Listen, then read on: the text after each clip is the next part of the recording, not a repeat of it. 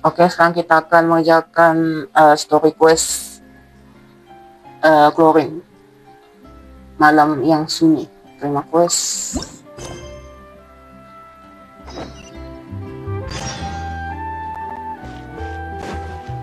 Huh? Do you also see Navia and Clorinde over there? They look like they might have run into some kind of trouble. Let's go check out what's going on!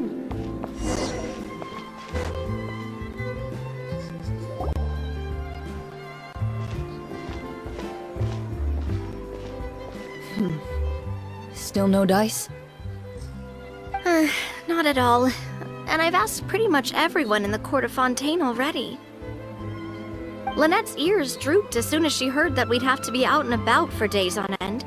And Fremine, he hid himself under his helmet as soon as he realized there'd be people around that he didn't know. What about Chiori and Charlotte? I feel like both of them would be more than up to it. I've asked them already, but they're both pretty busy right now. I just gave the members of the Spina a few days off, too, so I don't want to bother them either. This is getting pretty difficult. Navia, Clorinde, what's up?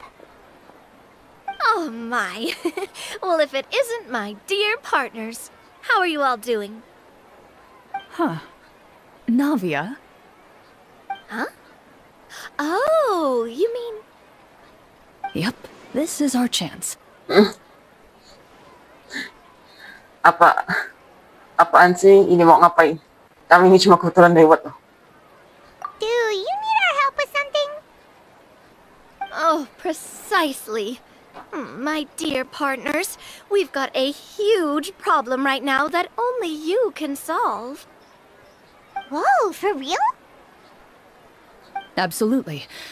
We've already exhausted all our other options. Masalahnya apa? Ceritain dulu. Traveler, Paimon, Hah? Apa? would you join us and play Marechaussee Hunter Judgment Day? Marechaussee what now?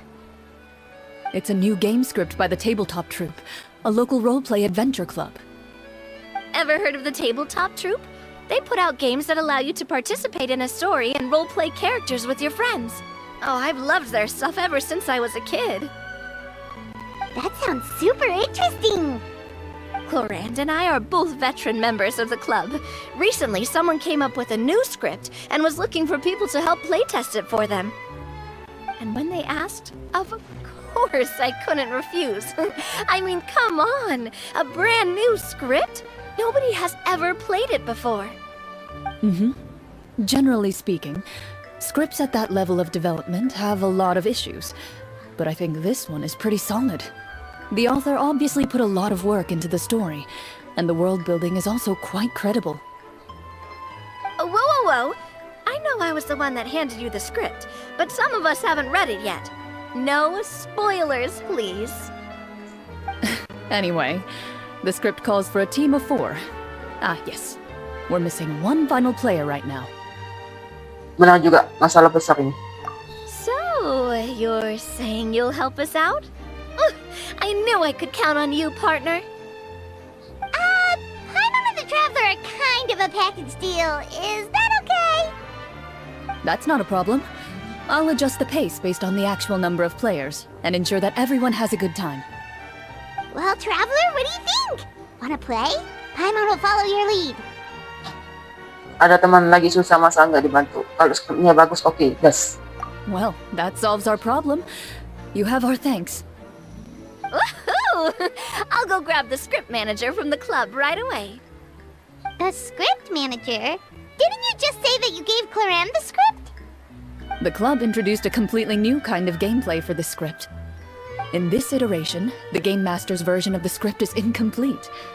The script manager provides the next part of the script only after players have completed the current list of objectives. On top of that, in order to increase player immersion, the club has created some of the story's sets and scenes in real life.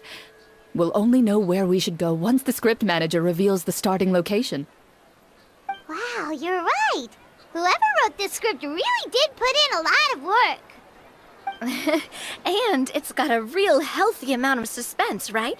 I mean, even the GM doesn't know how the story will end. I look forward to experiencing it with you all. Why don't you go meet up with the others first? They should all be waiting at Chioria Boutique. I'll come over with the script manager as soon as I find them. Sounds good.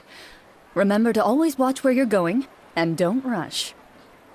You say that like I'm 6 years old or something. Let me think.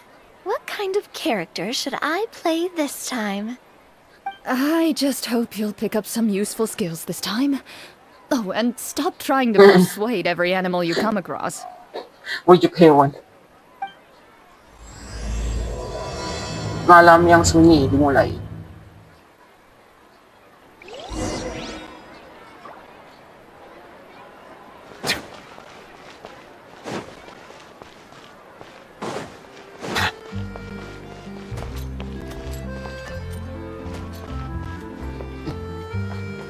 Sino? Sorry to keep you waiting. You're back! Huh? And you've got the Traveler and Paimon with you too! What a pleasant surprise. I assume you'll be joining us for the game then? Linny, Farina! Paimon didn't know you were playing too! Are you also members of the tabletop troupe? Hello, hello. I'm more of a casual member if anything. I haven't taken part in many formal club activities. Lynette Fremine and I play something similar at the Hotel Bouffe Tété sometimes, but I'm usually the GM. Still, I'm sure it'll be fun being a player for the first time. I'm looking forward to it. Well, I'm not a member of the club at all. Clorinde simply woke me up first thing this morning, said there was a good script worth experiencing, and asked if I Tawag mo wanted it. ng Sunyi kasi script. If you're interested, I can give you a referral. That should give you a 40% discount on membership fees. I think I'll wait to see how this experience plays out first, especially when it comes to the quality of the script. If it's sufficiently fun, then I'll join. Do you participate in a lot of tabletop troupe activities, Clorinde? You could say that. She's actually one of the few senior game masters of the troupe. Right. I knew about that even when she was still my subordinate. It's nothing. Really, just a small hobby of mine. Wow. Paimon's so used to seeing you be all upstanding and intimidating as the champion duelist. It's kinda hard to imagine you role-playing with a bunch of friends. Jadi kalau kebuatan dengan aturan niya, kita harus selesaikan dengan cara duel. Surely you jest. I would never intentionally make things difficult for my players. I maintain a clear boundary between my professional and personal lives. The me you see at court represents the law and order of Fontaine. I put all personal feelings to the side and grant a fair duel to all who seek to defend their honor. But in my personal life, I'm just an ordinary person. Someone who feels anger and sadness, just like everyone else. Well, you say that, but for all the time I've known you, I don't think I've ever seen you cry.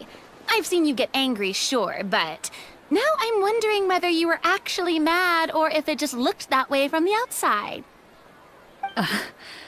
I was probably in work mode during those times. Is that so? Well, in any case, I just feel like even in your personal life, you don't get emotional very often. So you want to see me cry? That might be a little difficult. A show of anger, though, that might be something I could accomplish. No, that's not what I meant.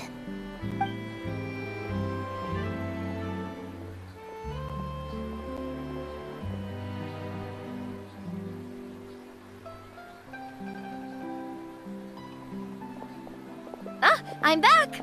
Here, allow me to introduce you to the script manager, Mr. Florian.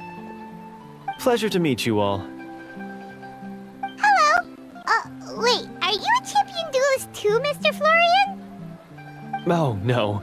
This is just the costume provided by the club. I occasionally play a few of the roles in my scripts. That sounds like a lot of work.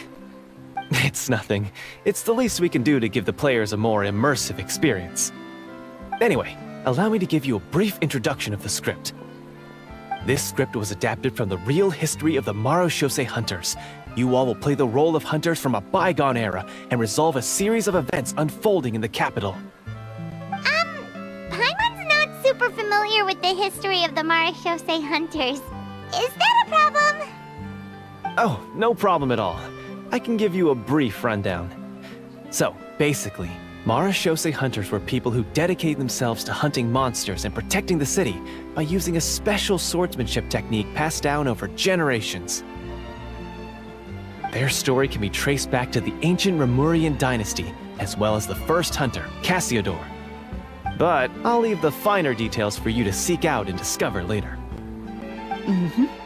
And I'll provide additional commentary as the story progresses. In that case, brave hunters, are you ready to set out on an unknown adventure? Whoa, just one sentence and it's like we're in the story already! Aha, I see many a determined gaze before me. Very well, head over to this location and begin your heroic journey.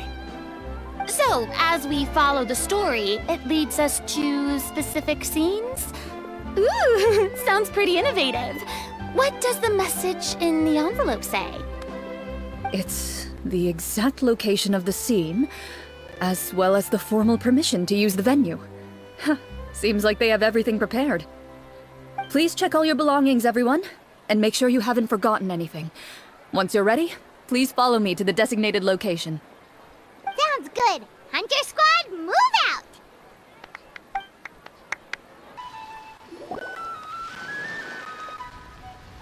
Whoa, they really have thought of everything. Even the phaetometer is here and ready to go for us. The phaetometer. What's that? It's a card that's used to determine action success or failure. We'll need to use it when we try to use certain skills. And what about all the dessert and tea? Is that for us as well? That's what the message said. Really? That's so nice.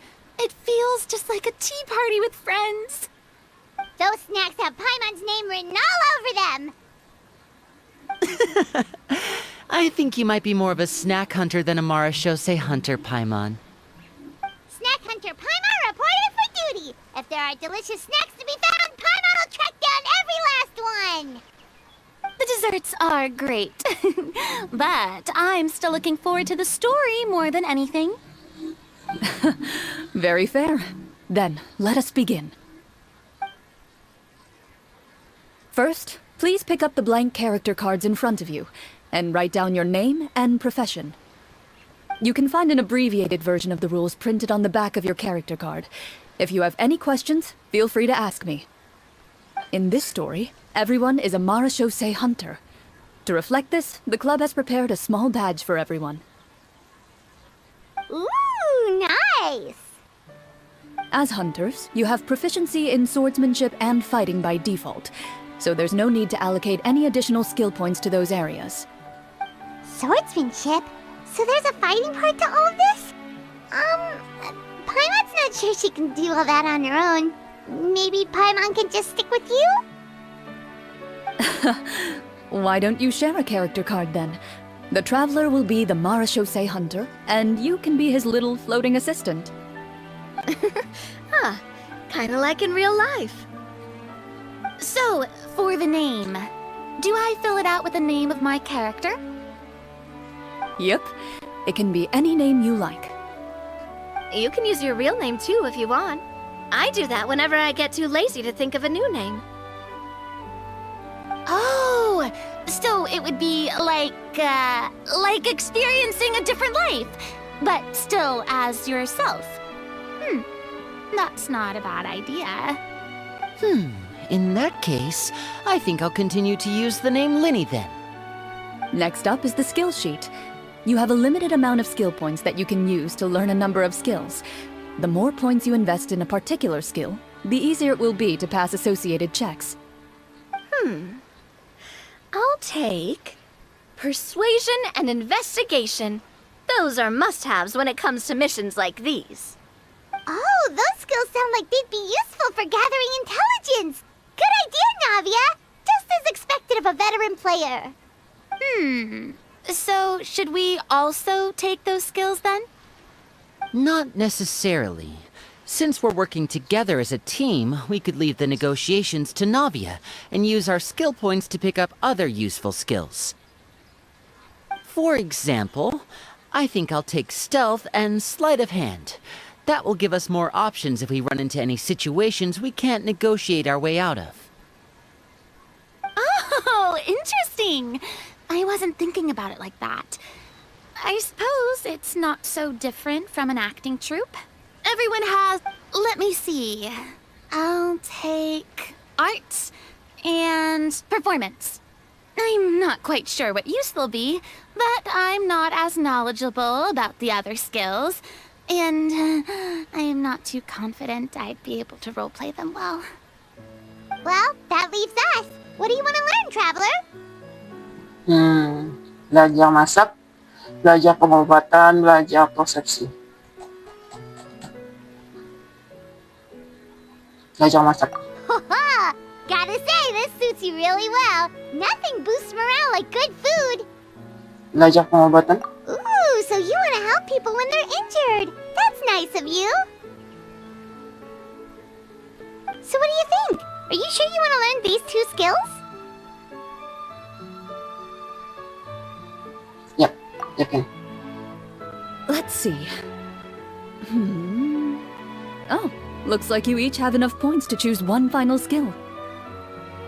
You've all picked such classic skills. It's fine to go a little bit out of the box, you know. Why do I get the feeling she's getting ready to cause trouble? For example, this one here. Summon. Doesn't it sound super mysterious and cool? Oh, I saw that one just now as well. The description says, this skill can be used under certain circumstances to summon characters or creatures that fit the script's world-building rules. The script's world-building rules, huh? But how are we supposed to know what a Marashose hunter can summon? Oh, that's not for us to worry about, my friend. Just learn the skills that interest you, and the GM will take care of the rest. Alright, you've convinced Paimon. Let's learn summon then. Paimon can't wait to see what kind of thing shows up. Well, now that everyone's more or less finished creating their characters, we can begin. Since two of our players are doing this for the first time, though, let me ask. Would you like to play on easy mode or authentic mode? What's the difference between the two? Well, in role-playing games, the story sometimes changes based on the decisions of the players and the results of the Fatometer. For example, if you fail a check, that means you cannot use the target skill in that scenario. A critical failure may even result in further negative consequences. If you choose to play in authentic mode, every time you elect to use a skill, you'll need to use the Fatometer to see whether you succeed or fail, and face any consequences that may follow.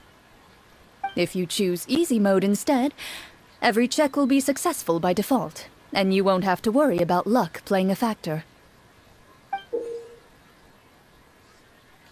Ketika mentor melakukan pemeriksaan secara acak, biasanya akan menunjukkan arah pergerakan takdir atau kegagalan dan keberhasilan dari sebuah tindakan.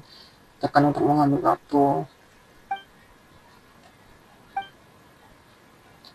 Bahkan karakter dan alur cerita kadang bisa memengaruhi hasil pemeriksaan. Given that I'd like to focus on the story, I suppose I should pick easy mode. I'd feel bad if I brought the team down by failing my checks. Huh? Oh, come on. Don't worry about that. RNG is the lifeblood of role-playing games. I'm going with authentic mode for sure. Never knowing what you might have to overcome. Ugh, doesn't that sound exciting? I'd rather be mentally prepared for what might happen. All right, then I'll mark down Farina for easy mode. All her checks will be successful by default.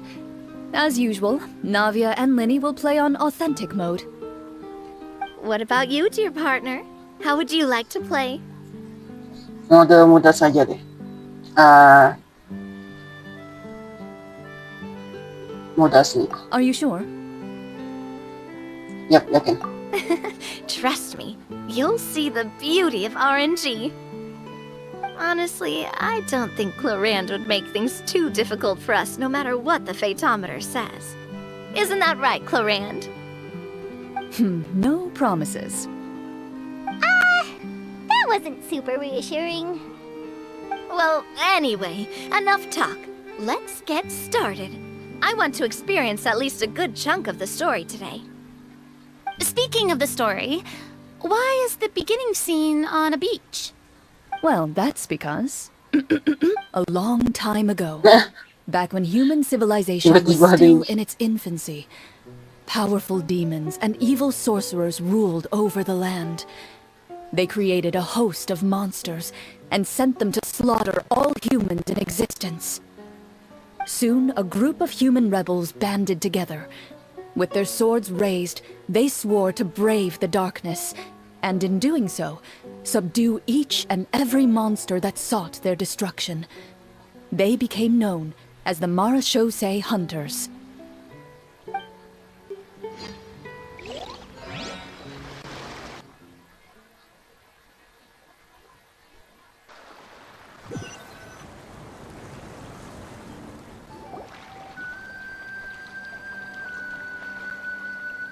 Sometime later, as a member of the Marashosei Hunters, you receive a commission. Following the address provided on the message, you take a boat and arrive at this strange city. As you inhale, you can taste the slightly salty air of the docks Monster. as you begin to survey your surroundings. There aren't many people in the vicinity, but you do take note of a few others who, like you, seem to be sizing up this place. Your eyes meet, and you realize these people are fellow Marashosei hunters, likely led to this location after receiving the same commission as you. You're all Marashosei hunters too, right? Allow me to introduce myself. The name's Navia, monster hunter by trade and helpful neighborhood businesswoman on the side. What say you to traveling together? We can help each other out on the road. Okay, count me in.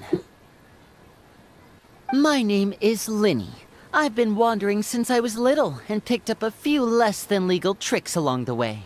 I was adopted by a Marashosei hunter and later chose to follow in his footsteps. Is this where you introduce your character to everyone?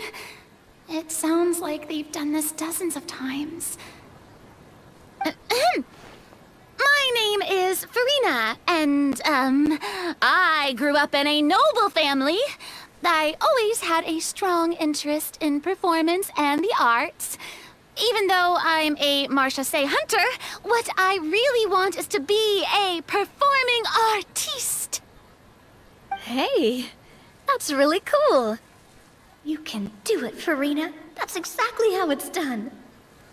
Paimon is Paimon, a good friend and companion to this Marashosei hunter right here. Kami dulunya dokter, kami dulunya koki. Kami dulunya dokter. I've been studying medicine Hey. ever since I was a child. I want to do my part to eradicate these monsters and use what I've learned to heal others. Oh, welcome, welcome. When we face the monsters, I'll make sure to charge in front to give everyone some cover. You can take care of the healing at the back. You open your envelopes at the same time. The message reads, "To the honorable and trustworthy Marashosei hunters, our kingdom is currently facing a grave crisis. The lands outside the capital have been overtaken by monsters, and our people are being led astray by forces of wickedness. We beseech you, please help us resolve this crisis and return peace and stability to our home." The layout of this city looks super familiar. It kind of reminds Paimon of Mondstadt. The scriptwriter must have used a real-world city as a reference when coming up with the map. As experienced hunters, the layout of the city reminds you of places once traveled. You recall the sight of tree-lined streets and the gentle tranquility of days gone by. Yet, as you regard the city in front of you, it appears to be little more than an empty shell. Its hollow gates are open to you, beckoning you to come forth and bring salvation back to the town. I carefully read every line of the letter and turn my attention to the signatures at the bottom. Who issued this commission to us? You see a long string of unfamiliar names. It would seem that many of the residents of the city issued this commission together. They sensed that things were not right within the kingdom and sent a distress signal to the outside world. In that case, why don't we take a walk around the city and see if we can learn anything from the local residents? Oh, good idea. We might be able to get some leads on the monsters and bad guys we're after.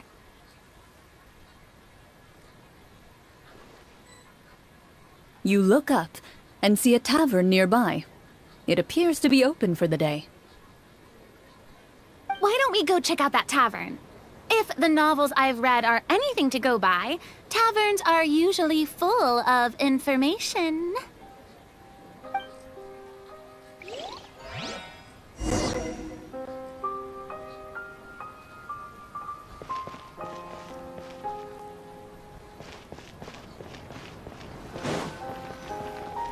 As you approach the tavern, you find a plainly dressed woman standing nearby.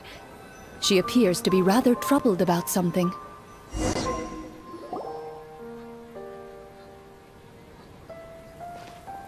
Tiba-tiba jadi Clorinde. Greetings, friend. Lovely weather we're having today, don't you think? Oh, hello. I suppose you're right. The weather today is quite lovely. If only those monsters out there would stop causing trouble. It seems like every character included in the script has a certain amount of useful information to offer. If we keep asking questions, we might be able to get some good leads. Oh, come now, don't be sad. Life is all about optimism. Oh, that reminds me.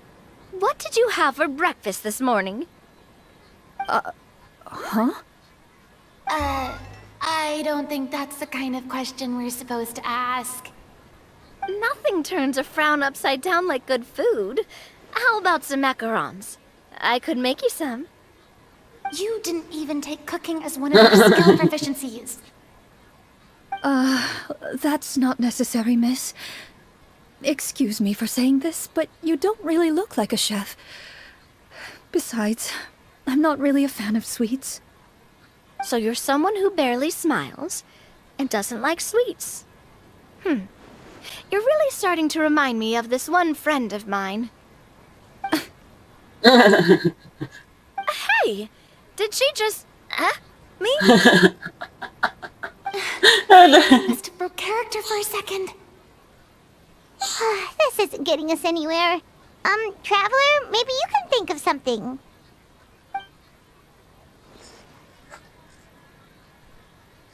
Mau aku masak sesuatu sekarang juga?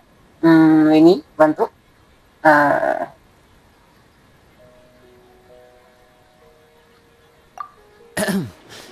Miss, we'd love to learn more about the monsters you mentioned. If you're willing to open up to us, we might just be able to help resolve the troubles you're facing.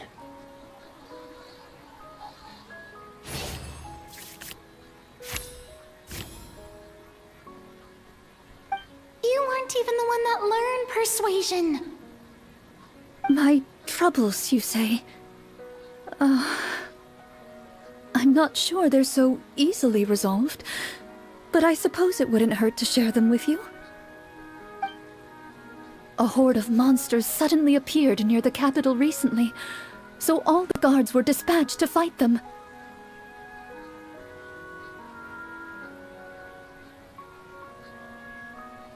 Do you remember when those monsters appeared? I'm not completely sure. All I know is that my husband was dispatched to fight them 3 days ago. Do you know where he was sent? It all happened so fast.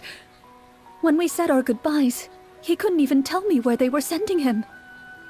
You have our thanks, friend. We'll find and defeat those monsters as soon as possible. We sincerely hope your husband will be able to return to your side soon. Thank you. Don't worry. We'll find him. Just try to remain optimistic and wait for good news. We don't always get to choose what happens to us. But we do get to choose the little things, like what we eat and how we respond to the things life throws our way. I hope that one day, you too will recognize the power of something as small and inconsequential as a delicious dessert. I'll do my best. You bid farewell to the woman, and continue your journey further into the city.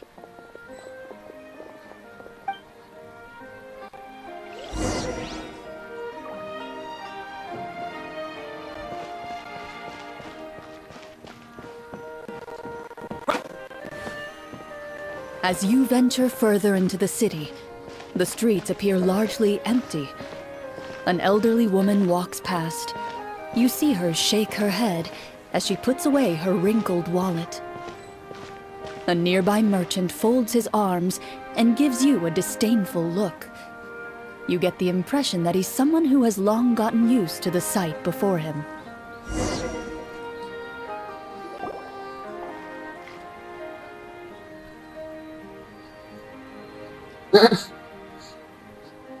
Although he doesn't seem very friendly, merchants are usually a good source of information, right?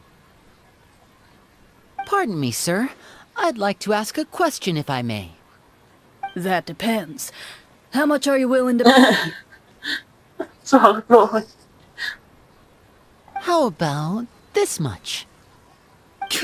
What do you take me for? Some lowly beggar? You can't even buy half an onion with that amount. Surely an onion can't be that expensive, right? What do you know? War's nearly upon us. Everything costs several times what it did before. If you're not gonna buy anything, then scram. Whoa, what a nasty guy. Maybe we shouldn't even bother talking to him. But he still might have information we need. Traveler, can you think of something?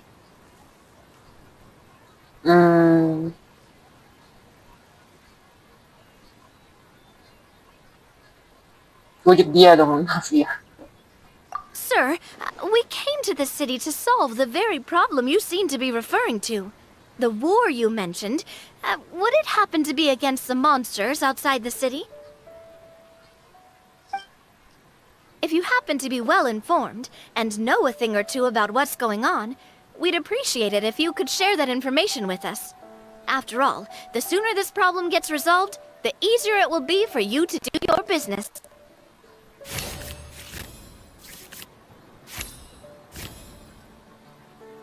Nah, sige, bros. Well, things are basically as you said, young lady. Those monsters are camped outside the city, and they've been destroying all our trade routes. We have limited reserves within the city, so if this continues, we're all gonna be in big trouble. Wait, you're saying no one has put a plan in place to distribute supplies or maintain order? We could all starve, and those nobles in the palace wouldn't even break a sweat. Who knows? Maybe they've been in cahoots with the monsters all along. That is concerning. All right. That's all the information you need, right? Off with you now. I've still got business to do. You know, if you smiled a little more, you'd definitely get more business.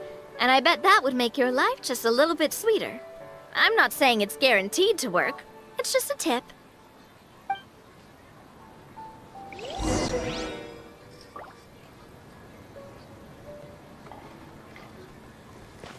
Should we try to go somewhere with more people? Oh, how about the city square? Follow me.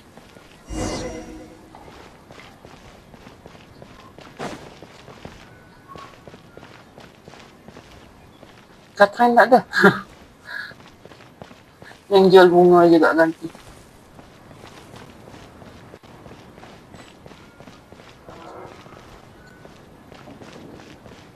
Ay, mancok nilang. Before you lies the city's central square. You see a man with a slightly anxious look on his face, pacing back and forth, his head hanging low. He doesn't seem to notice your approach. Still immersed in his own thoughts, he shakes his head and lets out a long sigh. This guy seems promising enough. Maybe I can get some information out of him. Hello, sir. Is there anything I can do to help you? Wait, So how come you're... I'm... Oh, dear goodness! You're a Marashose hunter! You recognize us? Ah, are you one of the people who wrote the commission letter? Yes, yes! Oh, I didn't expect you to actually come. Oh, what great news! The city is saved! What happened here? Alas, we once lived comfortable, carefree lives. This city used to be free of monsters. The first Marashose hunter, Casiodor, the Golden Hunter, he was the one who drove them back. However, monsters have once again surrounded the city. Perhaps the seal that kept them at bay has lost its power. Or perhaps an evil sorcerer has been meddling in our affairs.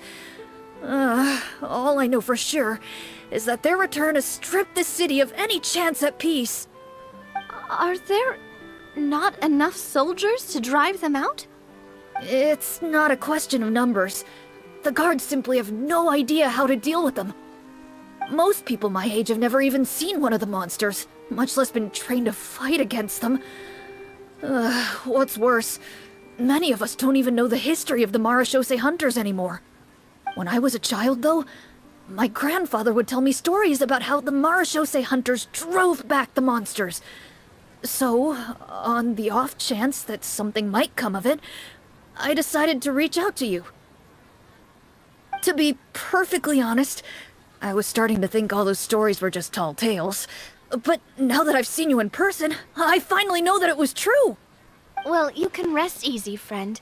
The righteous and formidable Marashose hunters are on the case. The man is touched by your determination and resolve. His eyes begin to well with tears of relief. Still, if we are going to hunt the monsters, we need to know where to find them. Can you give us any leads? All I know is that the area outside the city is dangerous. I'm afraid I can't point you toward a specific location. Oh, although, if you leave the capital through the main gate and follow the road, you should run into a group of guards. They might know more about where to find the monsters. I see. We'll go look for them then. All right, be careful. Oh, and one last thing. The monsters outside the city are just part of the problem. There are evil sorcerers inside the city as well, so be on your guard. They're actively working with the monsters, and have corrupted the court ministers with malicious magic. They're the reason why, even inside the city, everything has been a giant... Even one of our kindest ministers has turned into a boorish and unreasonable figure, interested in nothing but enacting laws that exploit the people. Who knows how much longer we'll be able to go on like this. Talk about being stuck between a rock and a hard place.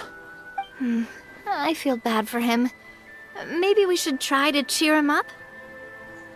Masak-masak sesuatu. Fuena mau coba nyanyi. Like, now? Is this really the right time? I appreciate your kindness, but for now, it's more important to focus on the crisis at hand.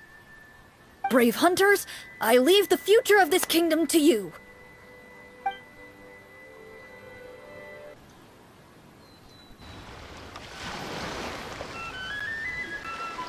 If I understood correctly, there are currently 2 problems in the kingdom that need solving, right? Exactly. We need to defeat the monsters outside the city and take down the evil sorcerer stirring up trouble from within. But which problem should we tackle first? Well, this seems like a good moment for a break. Take some time and discuss what you want to do. Let me know when you've made your decision. I really didn't expect the people in the city to keep us at arm's length like that. I totally thought the hunters would be treated like heroes. Well, Clorinde said the script took cues from the real history of Fontaine, right? Maybe the real-life Marachose hunters were also treated like that. I wouldn't say it's a perfect representation of history, but there are definitely some similarities. Would you like to hear more about it? Sure. As long as it doesn't spoil anything in the script. You brought up bits and pieces of the hunter's history before, but it was all in passing. Paimon wants to know too! The hunters were super powerful, right? Were they all from a special line of supernatural beings or something? Kind of like the yokai in Inazuma? No. All Marachose hunters were ordinary mortal fighters. The only thing that set them apart were the special sword techniques passed down over the centuries.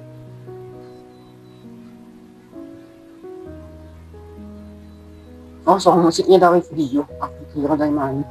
Huh? So you mean anyone could become a Marachose hunter? In theory, yes. All you would need to do is survive the rigorous training and master the swordsmanship techniques required to fight the monsters. Still, most people dropped out at the early stages, and others called it quits the minute they saw a monster in person. To become a hunter, you must be strong in both body and mind. What kind of monsters did the hunters fight exactly? Oh, and the evil sorcerer the script mentions. Did they exist in real life too? The land of Fontaine once played host to an ancient dynasty known as Remuria. After that dynasty fell, monsters began to appear, intent on obstructing humans from establishing a new social order. One of the ancient sorcerers of Remuria used his power to assemble a formidable army of golems. He sought to use that force to establish himself as king. Now wait a second. Don't tell me that guy was the inspiration for the evil sorcerer in the script. We still haven't found any in-game information on him yet. So, why don't you talk about someone else for now? Well, I wasn't planning on going into anything you might be able to find out in the game. But if you want me to talk about something else, then... How about Casiodor, the Golden Hunter? Or Egeria, the ex-Hydro Archon? Wait, but those people are all from a super long time ago. Where did you learn all this, Clorinde? From my master. By master, you mean Miss Petronia? Is someone you know? Absolutely. Miss Petronia and my father were good friends. Back in the day, she would often bring Clorinde over to play, but then... Let's not get off topic. Anyway, back to what I was saying. Responding to Egeria's call, a number of warriors followed Casiodor into battle against the monsters. This group of warriors, under Casiodor's leadership, became known as the Marachose Hunters. Yet, as Fontaine entered an era of peace, their work gradually became obsolete. The Marachose Phantom, originally an association made up of hunters, eventually came to be predominantly comprised of Melusines. Ah, I see. That explains why most of the people in the script have forgotten the hunters or think of them as nothing more than a legend. Is that really a bad thing, though? It can get tough always being the one shouldering everyone's expectations. Depends on who you ask, I suppose. If the name of the organization no longer commands respect, investigative work is bound to suffer. Speaking of investigations, which problem should we tackle first? Monsters or evil sorcerer? I vote monsters. That's the main duty of the hunters, right? We can come back to the sorcerer later. Well said, Miss Farina. Plus, if the sorcerers really are the masterminds behind this whole thing, defeating the monsters could give us some clues on their intentions as well. What about you, partner? What do you think?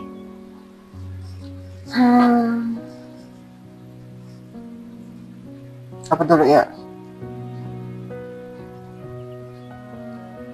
Non-start dulu deh. It's decided then. All right. After some discussion, you decide to turn around and head out of the city.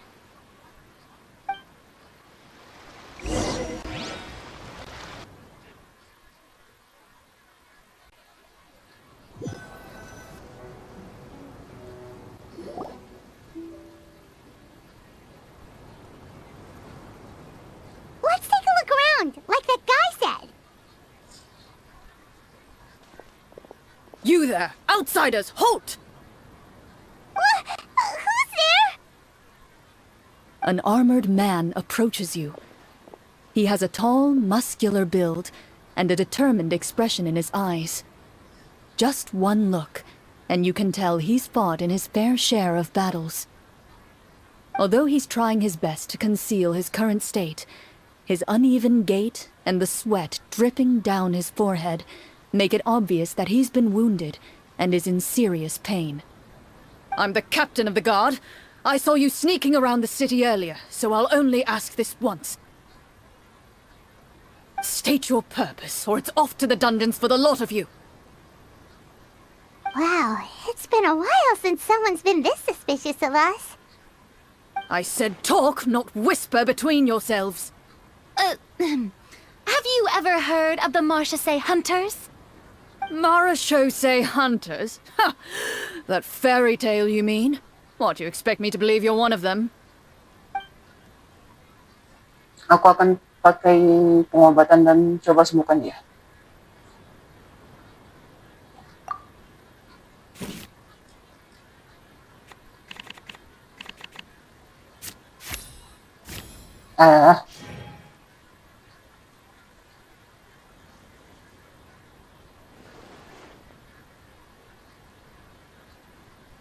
With some suspicion, the captain allows you to survey his condition after you announce yourself as a trained doctor. Unfortunately, you're unable to adequately assess the source of his injury, much less come up with a way to relieve his pain. I'm sorry. My skills are a little rusty. Well, this is no ordinary wound. It was inflicted by a monster. Now tell me, are you truly a Marachose hunter? He regards you with suspicion for quite some time, before shaking his head. Perhaps he's finally accepted that you're here to help. Sir, we were indeed in the city earlier, but our purpose was only to gather information on the monsters. We're here to help. Your guards are still fighting the monsters as we speak. They could be seriously wounded and in grave need of support. You need all the help you can get.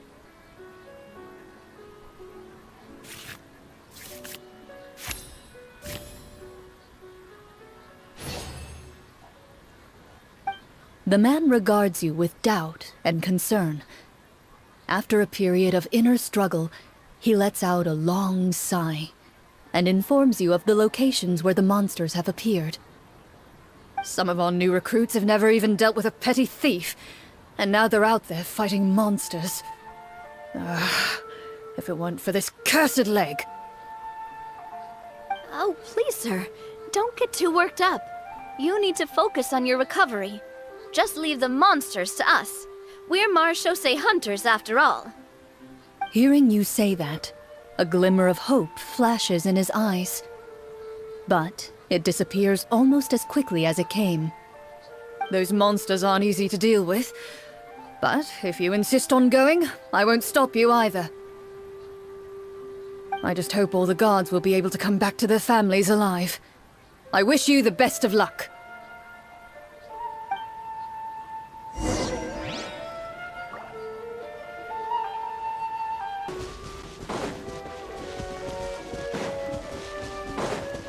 As you approach the battlefield, you see numerous people lying by the side of the road. They appear to be dressed like guards. Their faces are filled with desperation and terror. Some are screaming and cursing in vain, as if still trying to banish the monstrosities they saw from their minds.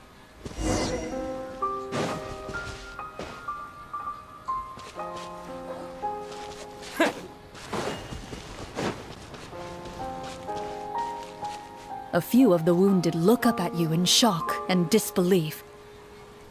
Quick, leave this place. Turn around and don't look back, they yell.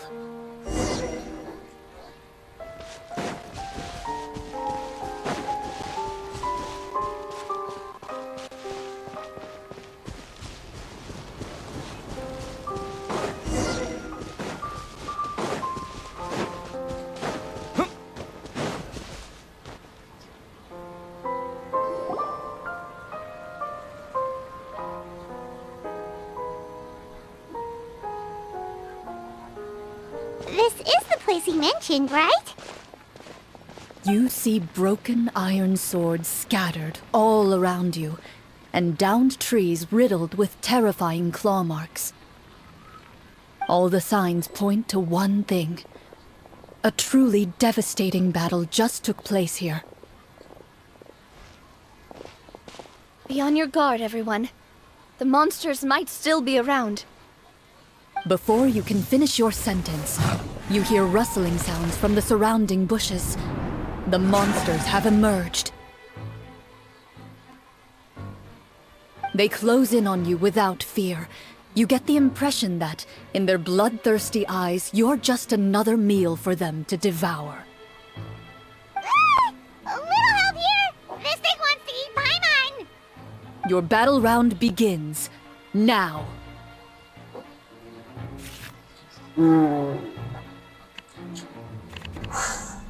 Ayo. Pas. Akhirnya.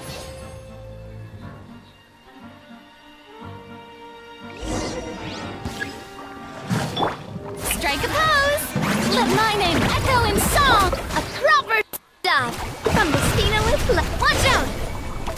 The next battle round begins now.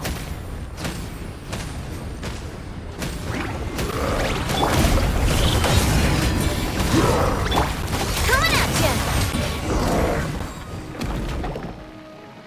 The monsters let out a terrifying roar of anger and resentment Ancur.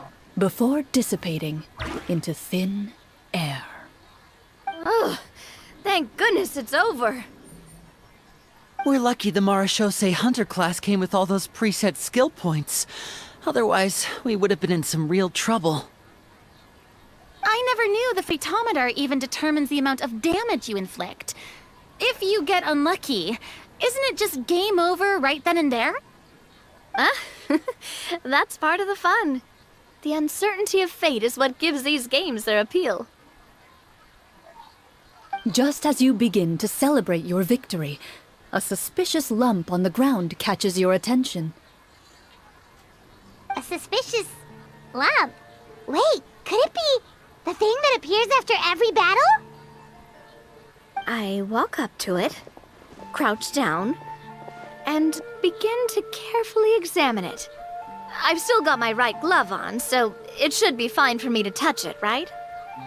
As you investigate the mound, you discover that the exposed portion appears to be made of wood. It was previously obscured by the large form of the monsters. With the monsters gone, the small protrusion now awaits your discovery, poking out of the ground like a shy flower bud.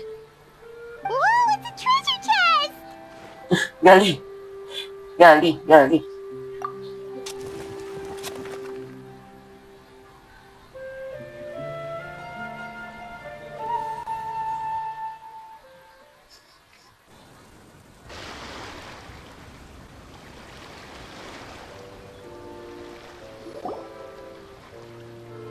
With everyone's help, you successfully excavate the wooden chest from the ground. Even without opening it, you can tell from the mora and jewels scattered around the chest that it must contain quite the fortune. Makes sense. We worked hard for this. Let's open it. We can share what's inside. I can understand your excitement, Paimon, but think about it. Doesn't it seem like there are people out there who need this treasure more than us? Yeah. Think about all the people suffering in the capital. Or all those guards who got hurt fighting the monsters. Wouldn't it be better if we gave the treasure to them? Wait, is that how it works? Paimon thought since we were the ones to dig it up, we could just take it for ourselves. Well, let's put it this way.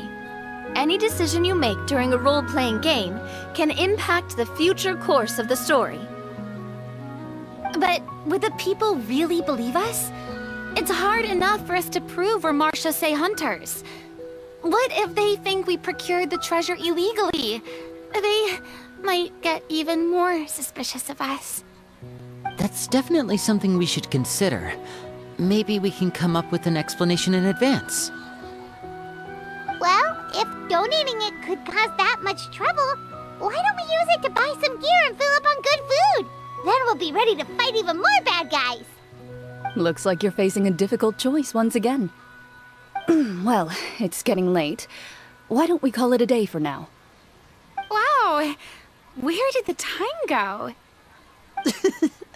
I'm not sure if it's because I'm having so much fun with you all, or because the story is particularly enticing, but I feel like I could almost keep going. Here, here. Ooh, how about we play through the night? I'm not sure I'll have enough energy for that. Yeah, that won't work for me either. Lynette will give me an earful if I get home too late. I understand how you feel, Navia, but we have to change venues for the next part of the story anyway. Huh? Another location?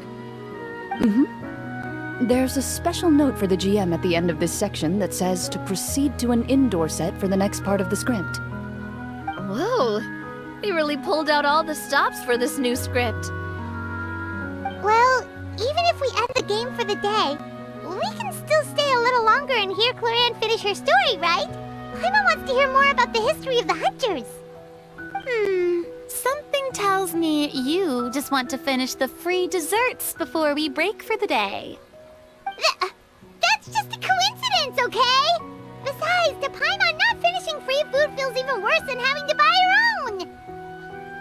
And anyway, Paimon really does want to hear more about Clorinde's master. Well, Kalau akhir ceritanya tidak bahagia, tidak usah diteruskan.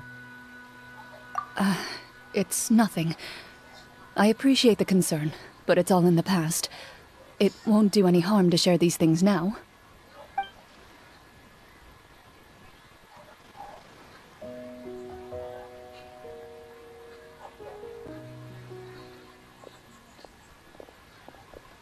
My earliest memories are of living with Master. According to her, she saved me from certain people of ill repute. My birth parents had left me behind some time before that. What a heavy beginning for a life story. Master was a fascinating individual, if inexperienced in the ways of raising children. My first ever toy was a short sword. Although I suppose it wasn't so much a toy as something Master removed from her waist and handed to a noisy child in need of distraction. Oh wait, so she handed an actual sword to a child? Isn't that dangerous? Did you hurt yourself? Of course I did. I cut my palm and bled quite a lot. But Master was not concerned. She just stood there and casually lectured me about it. See, that's what you get for not holding the sword properly, she told me. She then crouched down next to me and said, "Give me your hand. I'll teach you to bandage this wound. After that, it's time to learn how to truly hold a blade." Excuse me for asking this, Clorinde, but how old were you exactly when all this happened? Probably around, 3, give or take. 3? Isn't that when most kids are still struggling to hold a fork? As I said, Master was rather inexperienced in the ways of raising children. She believed trial and error was the best way to teach a child what they're capable of. I'm not so sure this is a question of experience. I didn't see anything wrong with her ways at the time. And anyway, children don't get to choose how they're raised. Oh, she did bring me back a pet from Liyue once. It was a Geovishap hatchling. Meliharaan. A Geovishap hatchling? For a pet? That seems even more dangerous. What she said was this: "Make sure to get along, you two. If you really can't agree on something, just settle it with a fight. Whoever loses is the real pet. And how old were you when this happened? 5. Well, did you win? No, I lost. So you're saying you actually became the Geo Bishop's pet? Yes, but only for a week. By the end of that week, I defeated it in combat, and we've shared a cordial relationship ever since. That really doesn't sound like the kind of childhood someone should have. Later on, I gradually understood that Master most likely didn't know any other way to raise a child. She was a marechaussee hunter, but I never heard her bring up her own parents. Thanks to her, I learned how to navigate the forest by the age of 6, and could hunt monsters in the wild by myself the year after that. Even though the training she subjected me to was strict, she always made sure to take me traveling when she had the time. We met many of her friends during those days. That was also how I met Mr. Callis and his family. I still remember the first time we met. You were too scared to join our picnic and hid behind Ms. Petronia the whole time. I still hadn't really met many children my age at that time, so I didn't know how to interact with others. After that, though, you started coming over a lot. You loved challenging people to shooting competitions, remember? I don't think many members of the Spina ever beat you in one of those. I had a lot of fun during those days. I enjoyed them too. Oh, do you remember that one time we went exploring around the Spina together? We overheard Papa call your master Fontaine's Protector of Justice. We tried to pretend like we never heard anything, but you nearly let it slip that one time. Protector of Justice? Oh, wait, you mean that vigilante hero from 20 years ago? The one who is always active at night? Yep, that would be her. She often would put on a black cloak and go out at night. I never knew where she went or what she was doing. Until, like Navia said, we overheard the truth from Mr. Callis that night. 20 years ago, huh? I still remember the guards leaving all kinds of witness reports about her on Nervalette's desk. My apologies. Oh, there's no need to apologize. You had nothing to do with it. And anyway, everything she did was for a good cause. Although, calling herself the Protector of Order was a bit much. Especially when she deliberately operated outside the law. Huh? When did the Protector of Justice become the Protector of Order? Oh, she had a bunch of code names. I heard she would just come up with a name on the spot whenever she was asked. Later on, she probably got sick of answering those questions and decided to stick to just 2. The Protector of Justice and the Protector of Order. That sounds like her, all right. I bet she forgot which of the 2 she'd use by the time she got back each night. Well, she certainly sounds like a fascinating individual. With her strong sense of justice, it's no surprise her student followed in her footsteps. It's true. I always wanted to become like her. Someone powerful, independent, and with a strong sense of conviction. But she suddenly disappeared the night I turned 10 years old.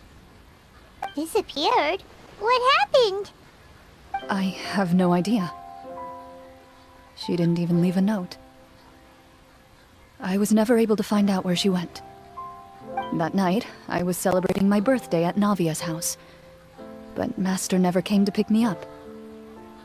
When I returned home on my own, it was to an empty house. When she still didn't appear after a few days, I went to Mr. Callis's house to ask about her whereabouts, but he only shook his head. Papa probably didn't know either. I know he sent a few people to investigate the matter in secret, but they never found any credible leads. Don't worry, I understand. To be perfectly honest, given Master's personality and way of doing things, it all made a lot of sense. If I had to guess, I'd say she probably used it as an opportunity to force me to become independent. Just like how, when a litter of kittens reaches a certain age, The mother willingly leaves them behind. Were you upset, Clorinde?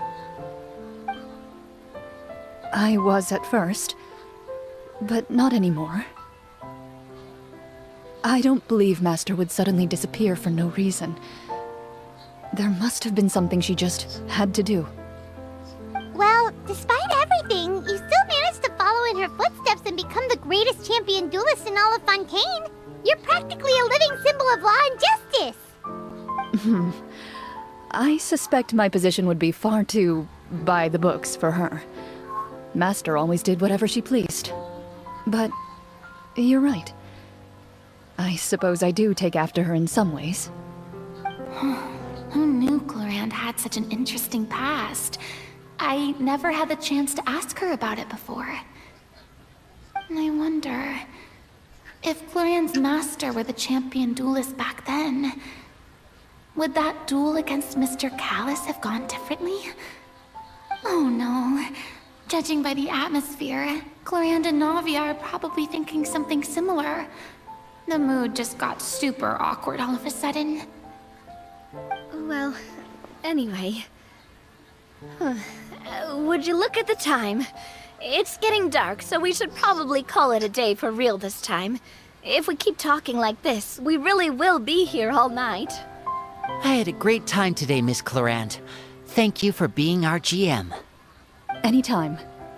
The script was good, but I've got to say, your childhood stories were even better. Hey, you should tell us more about that fight against the Geo-Bishop sometime. Maybe your master was onto something. You could be right. What does she mean, on to something? I certainly don't know any 5-year-olds who want to fight a bishop in their spare time. Guess I'll head back as well. I need to save my energy if I want to continue enjoying the story tomorrow. You're that excited to hear about my fight with the bishop? I was talking about the script!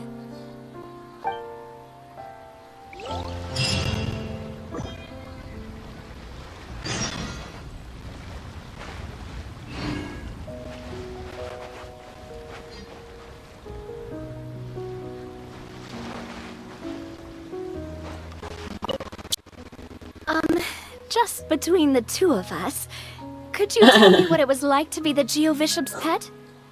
It was nothing special, really. Geo-Bishops don't understand the concept of a pet. So basically, it just headbutted me whenever I entered its territory. And that hurt? Yeah, it hurt. What, something you want to experience for yourself?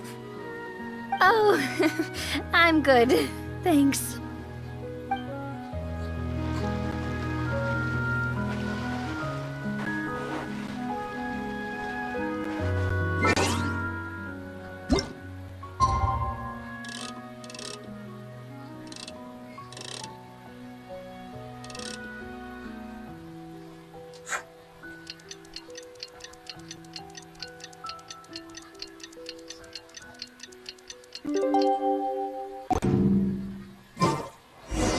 Let's go meet up with the group!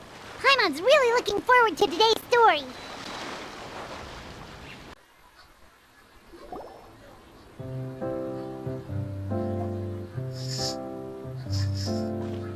Looks like everyone's here.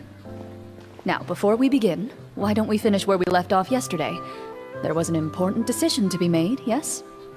I'll pour everyone a cup of tea. Is that really the most important part, though, Clorinde?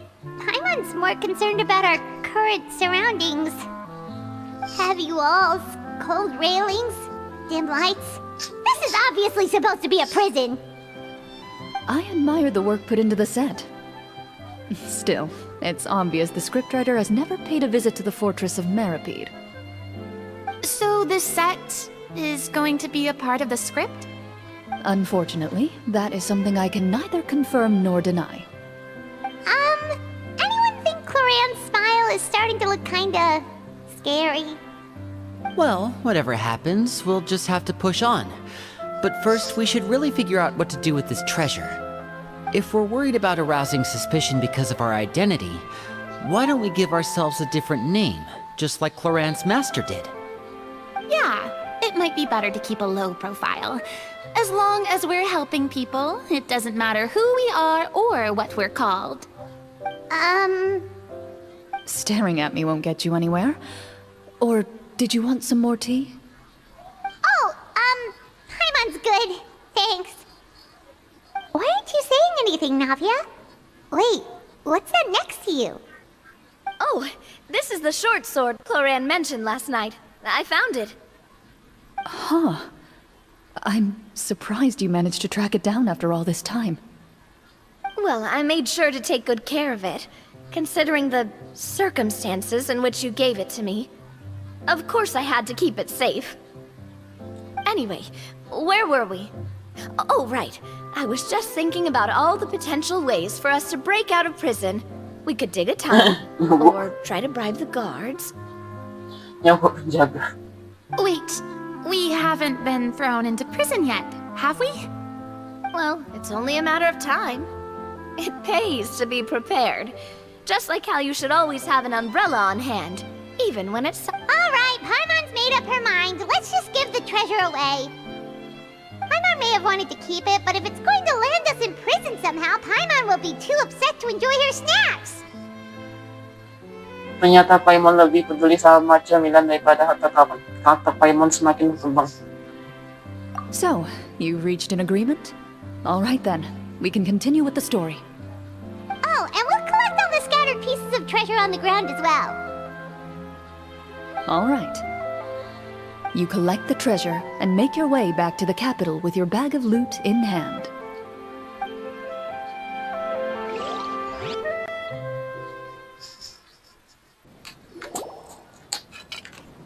The city is still shrouded in a gloomy, oppressive atmosphere, but your spirits are surprisingly high.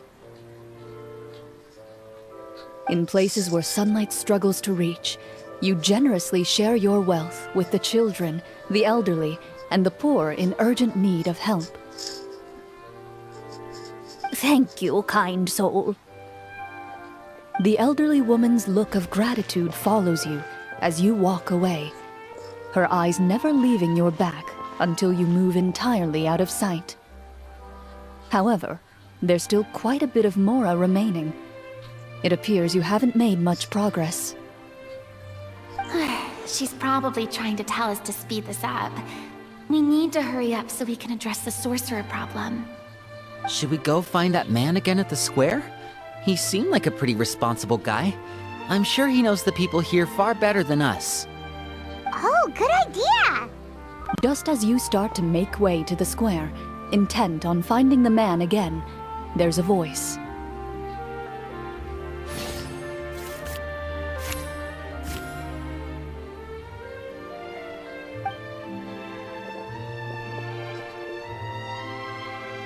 Please wait, distinguished guests. Several strange guards suddenly call out to you. They run forward to meet you and proceed to politely pay their respects. Greetings, gentlemen. Are we being invited for afternoon tea? Surely you jest, my lady. That would not be our place. It is His Excellency the King who requests to meet with you. Please come with us.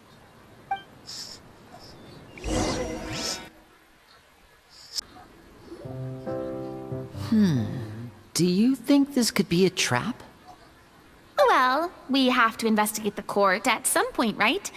Meeting the king himself would be a fantastic opportunity to do that. I say we go for it. If something happens, we'll just turn the whole place upside down. O mag-abrik tempatnya. That sounds a little intense. After a quick discussion, you nod to the guards and agree to follow. They lead you all the way to the audience hall of the palace. Gilded tables line both sides of the hall. The space itself is adorned with all manner of expensive antiques, glass shelves, and silver candlesticks. The items appear quite ordinary in size and dimension, yet their presence somehow makes the emptiness of the hall feel even more surreal and ominous. Wow, it's so luxurious. The elderly king, clad in a magnificent robe, sits upon the deep crimson throne before you. He wears above his head a majestic crown, with a gemstone the size of a bird's egg set right at the very front. As you observe it, you see a complex pattern of light reflect off its surface. They're here, Your Majesty. A man dressed in dark clothes, likely a minister, shields his mouth with his hands and bends down to whisper a few words to the king. After a moment, he lowers his hands and stands back up. His gaze shifts to fixate on your group, but he does not move from his place at the king's side.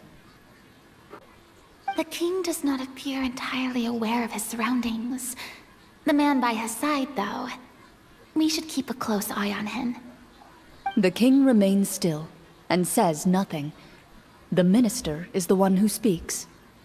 Esteemed guests, allow me to thank you for coming to our faraway kingdom. Unfortunately, His Majesty the King finds himself quite exhausted from work. So please allow me, his Prime Minister, to welcome you in his stead. I've heard tell that your group, the Marechaussee Hunters, used your exceptional ability with the sword to repel the monsters near the capital. Such a great deed deserves to be rewarded. However, seeing that I was not fortunate enough to observe such a feat with my own eyes, you'll forgive me for seeking to verify the truth by speaking to you myself. Well, we've got nothing to hide. You brought us here to talk, right? So we'll just explain what happened.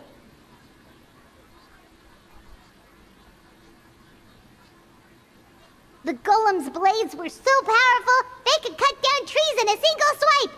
It took a lot of effort to defeat them, even for trained swordsmen like us. Well, that was enough details, right? Believe us now? Your account does indeed match those of the survivors. Since you were the ones who defeated the monsters, that must mean you are also in possession of the treasure they stole? Well, we did take the treasure, but... How did he know about the treasure? Then I must ask that you return it at once. It belongs to the kingdom. Wait, but didn't you just say that our great deed deserved a reward? Shouldn't the treasure be considered a part of that? Yes, that was indeed what I said. But you seem to have forgotten a very important distinction. Only that which is freely given by the king can be considered a reward. Taking the rightful wealth of a kingdom without said permission, on the other hand, is a crime. But that's completely unreasonable. Yeah, that makes no sense! If it weren't for us, the treasure would still be buried underground somewhere! Maybe so, yet the fact remains. You tried to dispose of the treasure without reporting it to the court and without receiving permission, yes? What, no answer? Surely you're not insinuating that you, a group of legendary Marechaussee hunters, sought to take the treasure for yourselves? Well, what about the king? Is he just gonna let this guy talk for him the whole time? Clad in his magnificent robe, the king remains seated, with his hands resting on either side of the throne. His posture is rigid and unmoving. He stares forward with an empty look in his eyes, completely unmoved by the events before him. From the look of things, could the Prime Minister be the evil sorcerer? Or could both the king and the Prime Minister have fallen under the evil sorcerer's control? I would like to observe the number of guards stationed in the hall. The guards in the palace appear fully armed, their expressions solemn. Sensing the tense atmosphere in the room, they stand at the ready, each with a hand placed upon the hilt of their sword, as if prepared to draw their weapons and surround you at a moment's notice. Well, there goes my plan to turn the whole place upside down, I guess. It appears we've been visited by nothing more than a group of ill-intentioned imposters. What a pity. Guards, take them away and throw them in the dungeons. Before I decide your fate, however, I must first determine whether you have any accomplices outside the court. Can't we try to slip away? Or maybe start some kind of riot? But if we try to fight the guards right now... Don't worry. At least we figured out who's behind all this. Let's just play it by ear. If you're scared, Paimon, just hold my hand. Pegang tanganku juga boleh. Thanks, you guys. You allow yourself to be led away by guards surrounding you on both sides. It's only when you begin to feel drops of water falling from the dungeon ceiling and smell the stench of death and decay all around you that you finally realize you've stepped into a completely different world. Stay here, and don't try anything funny. The guards lock the cell door and leave without looking back. Wait, sir! Your voice echoes through the dark hall, but the only response you receive is the sound of water dripping from the ceiling. No! What should we do now?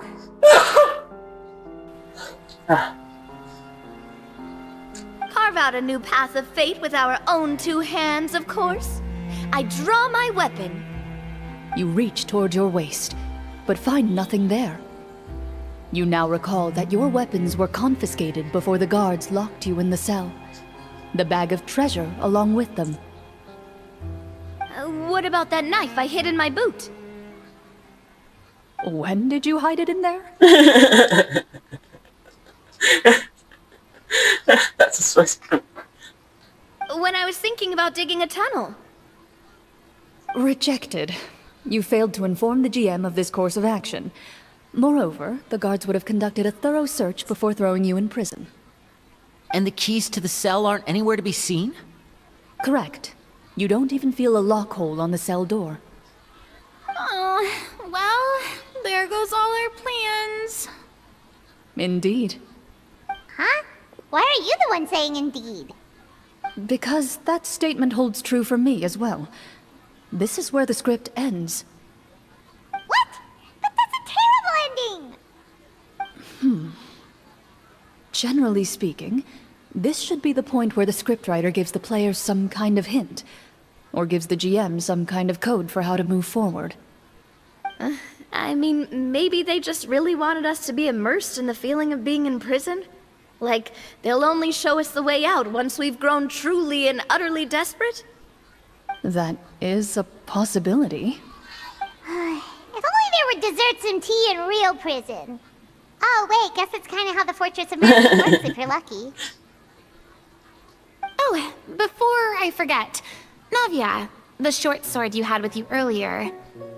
I took a closer look, and the craftsmanship doesn't appear to resemble anything from this era. If I remember correctly, that style was last in vogue several hundred years ago. Wait, Clorinde said that sword used to belong to her master, right? Does that mean her master has been alive that long? I doubt it. The way she went about things often made her seem childish more than anything. I'd say the sword was most likely an heirloom passed down over time. Hang on. A precious heirloom passed down to you by your master. And you gave it to me just like that? You weren't worried I might lose it? Master left many things to me when she disappeared. There was the sword, an old key, and a good amount of junk she probably just didn't want to take with her. I gave you the sword back then, because I didn't want our friendship to end. Wait, when did this happen exactly? After the duel. Between Mr. Callis and myself. Before that, Clorinde would have meals with us and even stay over at the Spina some days. She was on great terms with Papa as well. After the duel, though, there was a period of time where we simply didn't know how to face each other. She entrusted this sword to me, and never came back. We were both sad and conflicted, and totally overthinking everything as a result. Whenever I looked at this sword, I couldn't help but wonder if Miss Petronia had never introduced us to each other at that picnic.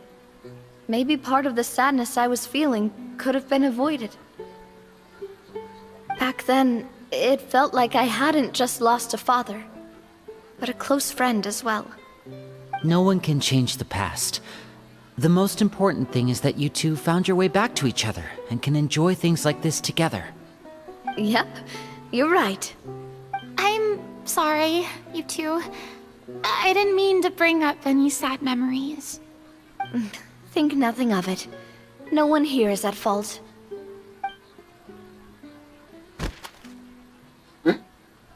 Sarah? Huh?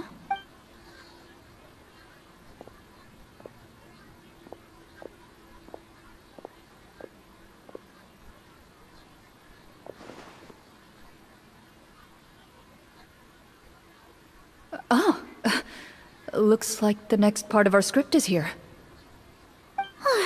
Perfect timing.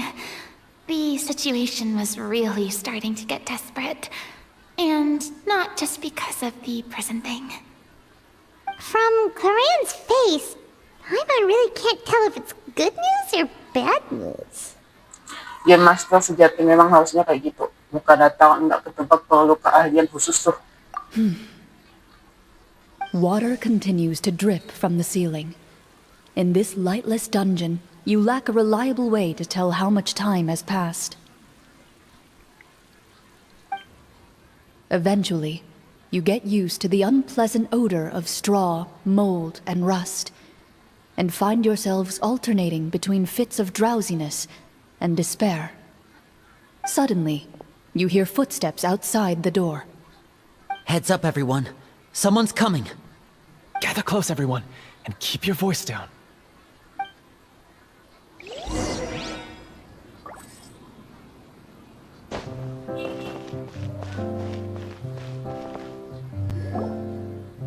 Who are you? I work as a guard in these dungeons, but my true identity is the same as your own. I'm also a Marashose hunter. Huh? Shh! I've already sent away the other guards, but if we make too much noise... I understand, but how can we be sure we can trust you? The king has issued a formal decree. In light of the irrefutable proof of your crime, you're to be executed before tomorrow's sunrise. If you want to escape, it has to be now. Executed? We barely did anything!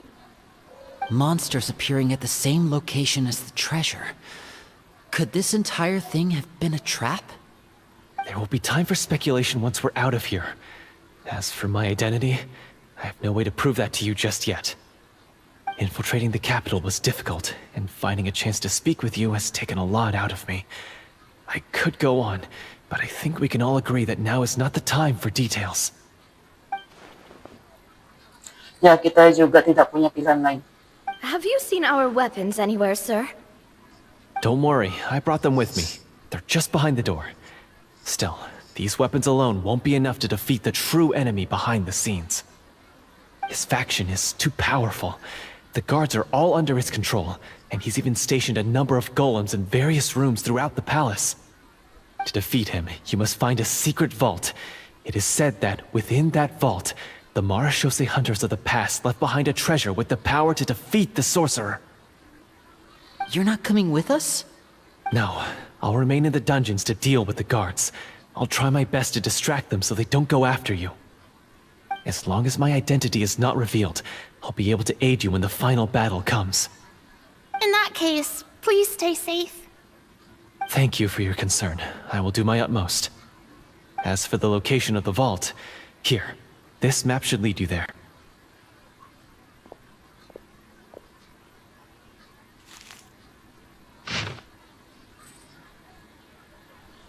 Got it. All right, once I open the door, remember to stick close and refrain from making any noise. I'll lead you out of here as quickly as possible. You now have the chance to restore the honor and legacy of the Mara Shosei Hunters. So please, get out there and reclaim what's ours. And be sure to exercise caution. With the help of the guard, you successfully escape the dungeons. Your sense of despair and anxiety both seem to fade as you continue your quest. Wait, we didn't get to use our skills at all while we were in prison. Who knows when we're gonna get the chance to use that cool summon spell? That is a pity, but we can only continue to move forward.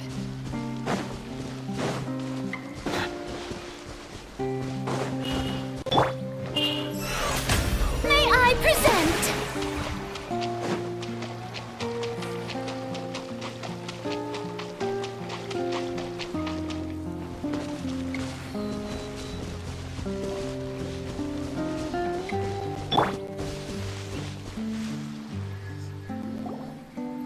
This should be the place marked on the map. This bit of rock certainly looks suspicious. Well, I'd say an investigation's in order then. Plus, if all else fails, we can just blow it up.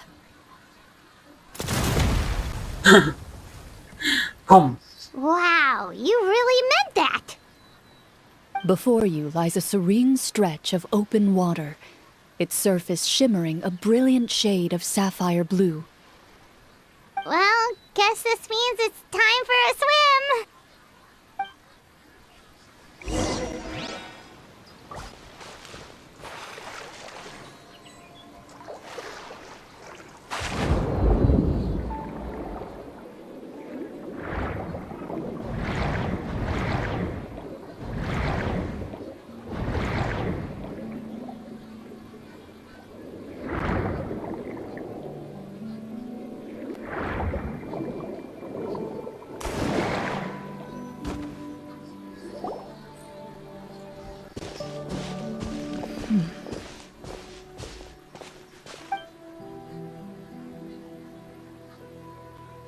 What's the matter? It's nothing. As you step into the cave, you find yourself in an eerily quiet space. Before you lies a narrow passageway that appears to trail off endlessly into the distance.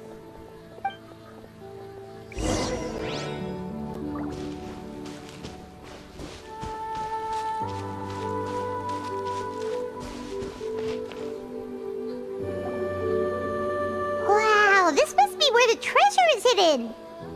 But this door is blocking our way in.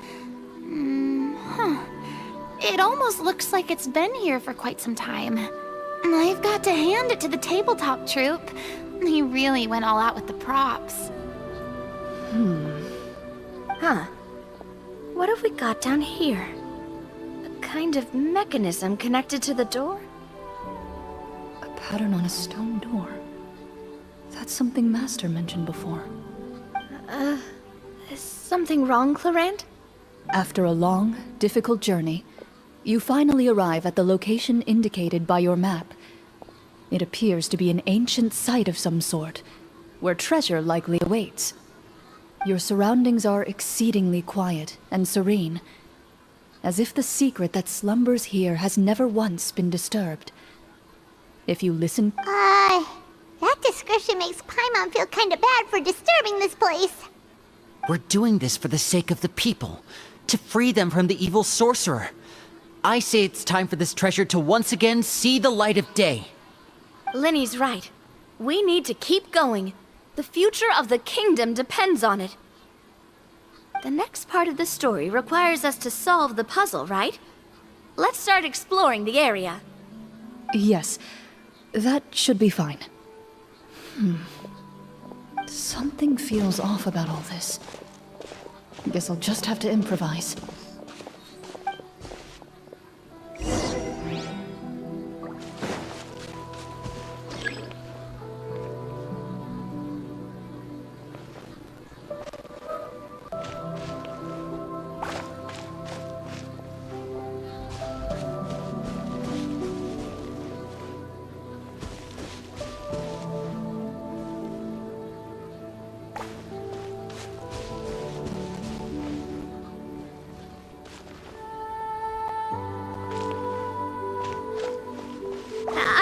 something!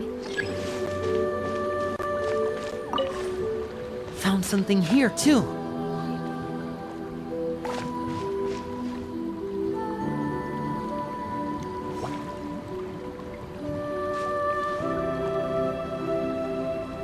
Same here.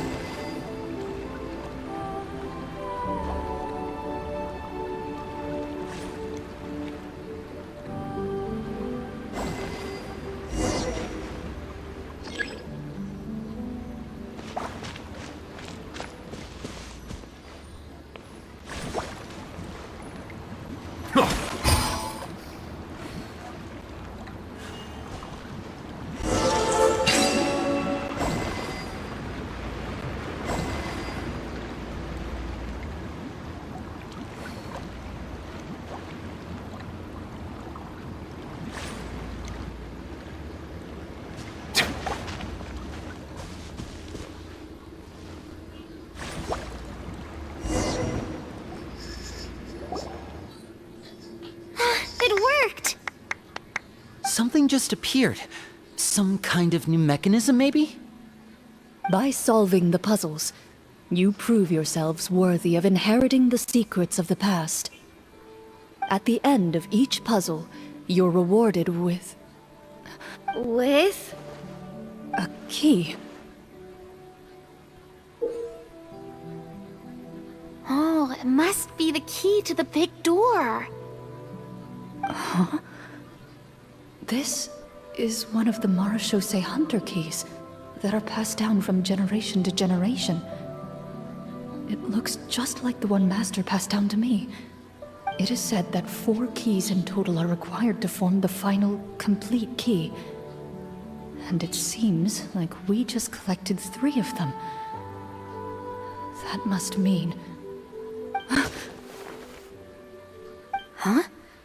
What's wrong? You hear a few strange noises. Suddenly, all the torches in the ruin go out at once. Huh? What's going on? Did we fall into another trap? For the sake of immersion, please close your eyes, everyone. Without the torches, the space is now completely dark, and you cannot see anything.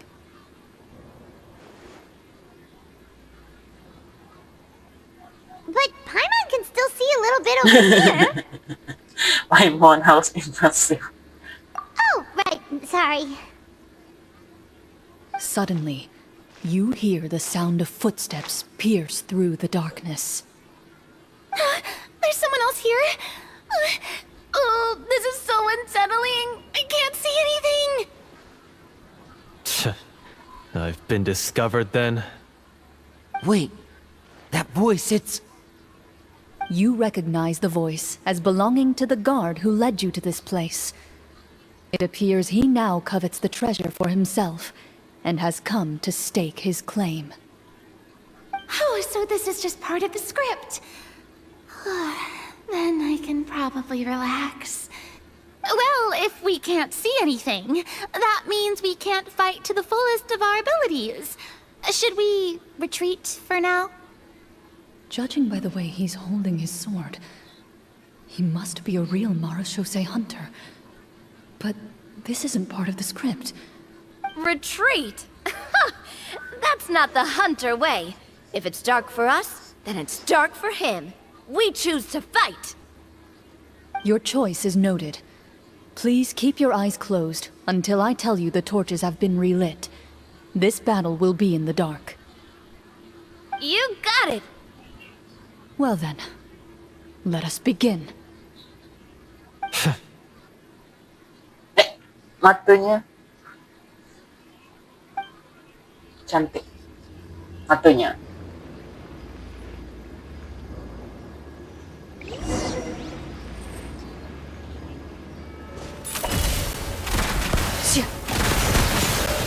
I'd like to try to hit him with my sword. Your strike is successful. Is he still standing? Goodness, he sure has a lot of HP. Is it over? Can we open our eyes now? The enemy is strong and relentless, but the battle is nearing its end. The torches have not been relit. What about now? Final strike. Ha!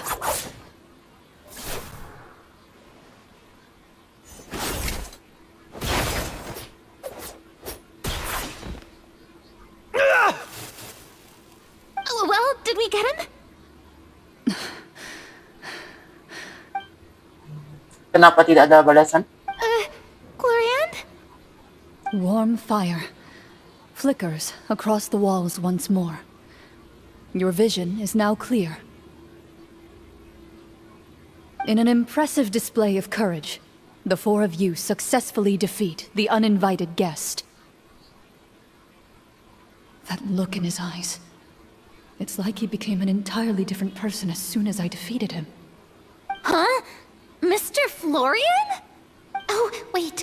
We're supposed to be role-playing. I should stay in character.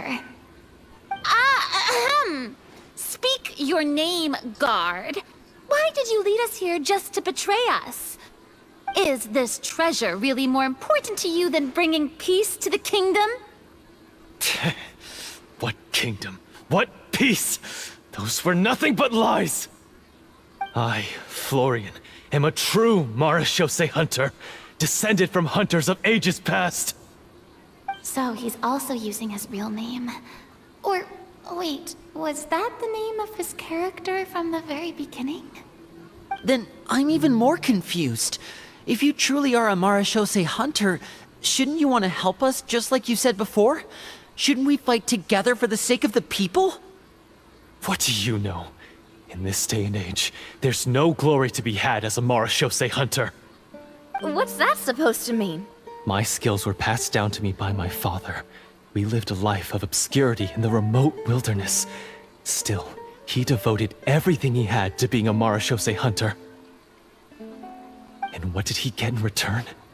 A life of poverty and pain. In a world that forgot all about him. When he died, not a single person came to mourn his passing. The Marashose hunters were the ones who saved this city, were heroes. We deserved more recognition and respect than this. Is he talking about how no one in the capital seems to remember the hunters and their legacy? I didn't expect the script to contain this level of social criticism. So that's why you want to take the treasure for yourself? You feel like you're owed fame and wealth? If you already knew where the treasure was located, why didn't you just come down here and take it? Because I still needed the final key. Only a true Marashose hunter is capable of passing through this final door. As someone who sought to hurt others for his own gain, Florian lost that right long ago. Okay, but what is this treasure anyway? We've got all the keys, right? So can we just go in and take a look? You're sure you want to go in? We've been talking about it for so long. Of course we want to see what's inside. And we've already defeated Florian, right? So he won't try to take it from us anymore. Pesky brats. Watch yourself. Then let's open the door together. All right. Your choice of action is confirmed. Florian berjalan menuju pintu yang bakat itu dan mengeluarkan kunci-kunci. Tanpa disadari orang-orang, Clorinde mengeluarkan kuncinya sendiri dan menggabungkannya dengan yang lain untuk membuat kunci sebenarnya. Before you, the door to the treasure, sealed and undisturbed for more than 100 years, finally swings open. You hear the shrill wail of the door hinge as it rotates for the first time after years of disuse, almost like a sleeping giant letting out an extended yawn. You get... It's open! Come on, let's go! Anna wants to see what's inside! Ooh, me too!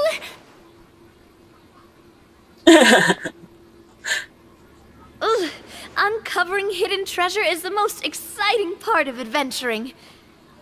What do we have here? Uh-huh. A stone tablet? And some shabby weapons? Apa tuh?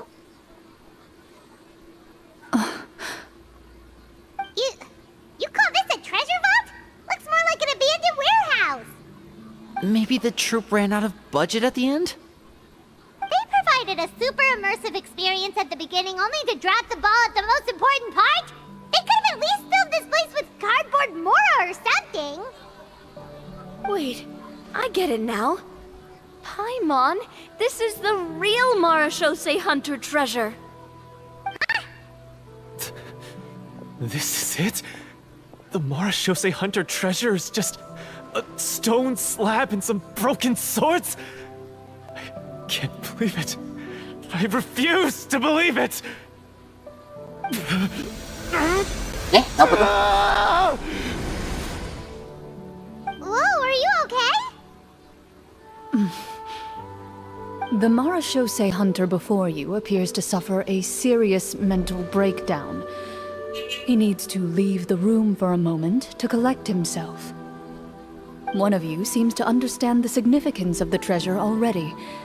If the rest of you wish to follow suit, you may remain here in the meantime and explore your surroundings.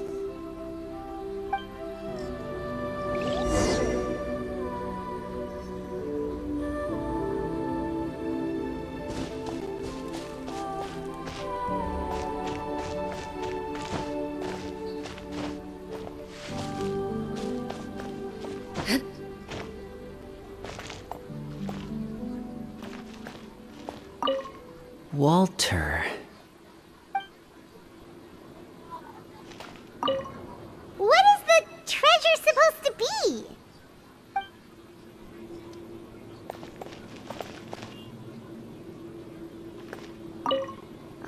The names on the tablet.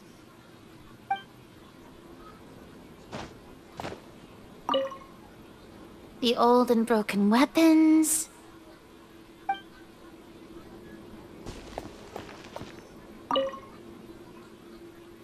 Prasasti yang berdiri dengan tenang, di atasnya tertulis nama dan perbuatan beberapa orang.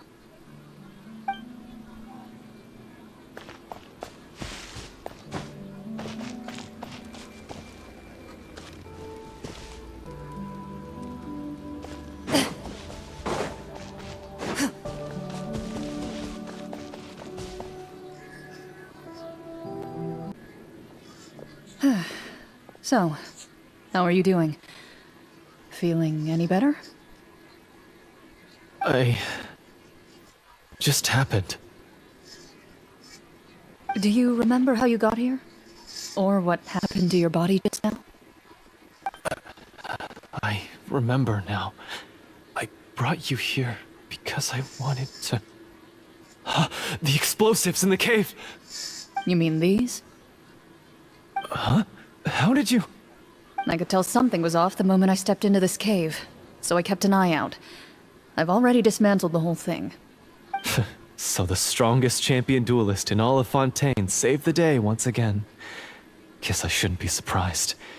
It would seem your skills as a Marashose hunter are as sharp as ever. I deserve some answers, don't you think?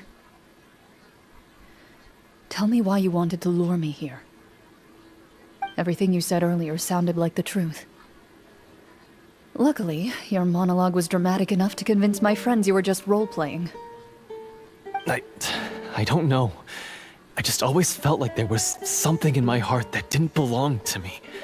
Something agitated and angry. Who knows? Maybe it was my own anger all along. I could never really tell. The feelings about my father and the other Marashose hunters are real. It just wasn't fair. I was angry, bitter that no one remembered them or praised their accomplishments. I don't know when it started, but at some point, my anger came to completely consume me. At that point, I remembered the legend my father used to tell me. The one about the treasure. But if the treasure was all you cared about, why plant all those explosives? Wouldn't they just destroy the treasure and bury you along with it? I can't remember. My head is a mess. It felt like there was this voice telling me to eliminate the hunters, but now it's gone. From your description, I suspect you were dealing with a Devorator. Devorator? Oh, your master... your father, I mean, never talked about it? It was a kind of monster that was active several centuries ago.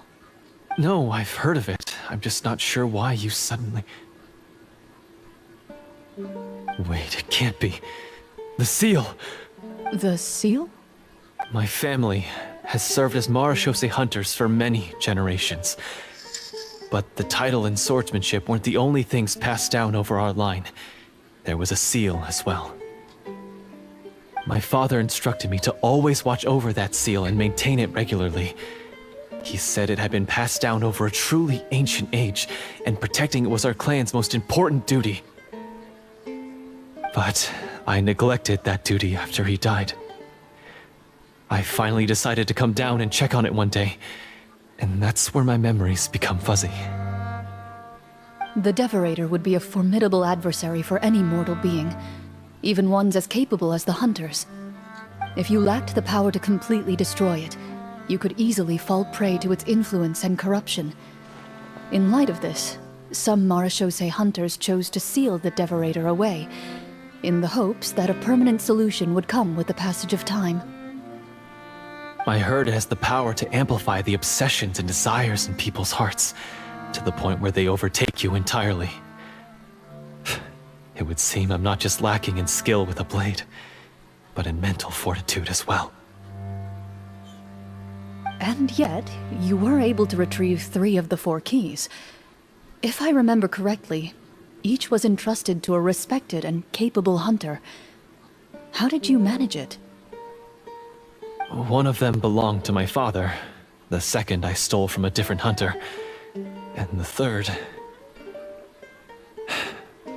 was one that I snatched while the person was on the way home from the tavern. I nearly died in that alley. I know just how strong you are. It's as clear as day to everyone in Fontaine. I observed you from dusk to dawn, but could never find any opportunity to sneak up on you. I never even saw you drink a single glass of liquor. The only way I could think to obtain that last key was to lure you here using your hobby, and then... Oh, I get it now. That monster, it wanted to bury you here alongside the treasure. I won't comment on anything else, but the script was good. Well, I did pour my heart and soul into it. The stories my father used to tell me. The glory of the heroic Marashose hunters, and how they came to be forgotten. It's more than just a story. Huh? You're proud to be a hunter. You're still holding onto that part of yourself, no matter how small. I have done so many despicable things. I have nothing to be proud of. Then explain the purpose of the evil sorcerer in your story. Isn't he the true antagonist? The one who sought nothing but his own gain, and used the people as pawns to attain it? In your heart of hearts, he was the one you truly wanted to defeat. But I've already tainted my sword. I no longer have any right to... Wake up, Florian. Remember how you introduced yourself earlier. Do you really think the hunters acted out of a desire for honor and glory? Or to be loved and acknowledged by the people? What did your father teach you about our order?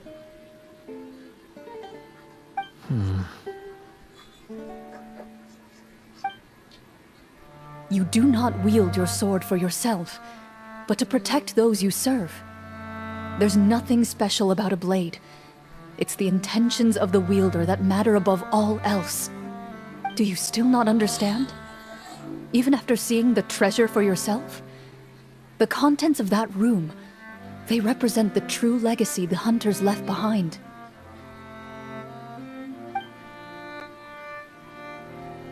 You're right. I am a Marashose hunter, It's time for me to redeem, no, to finally serve the people I vowed to protect all along. I wouldn't be so quick to push aside the need for redemption. I know. That's a charge I won't bother to defend myself against. Good. Then, come with me. And help me see the script through to the end. See the script through to the end? But there's no more script left. Never finished it, huh? No, I mean, I wrote the script with the sole purpose of luring you all here. There was no reason to write beyond this point. Then we'll just have to keep writing it. The evil sorcerer still needs to be defeated. You mean the Devorator? Are you saying I have to make up the rest of the script as we go along? Is that really so hard? You've already written most of it. Surely you can write an ending where the hunters win and justice prevails. I'll be there to help you too. You aren't afraid your party will fall into danger? I know what my friends are capable of, and they're all quite skilled. Besides... Then, are you going to tell them the truth about all that? I don't intend to spoil the fun. Sometimes, protecting dreams and fantasies is more important than exposing the truth. Don't you think?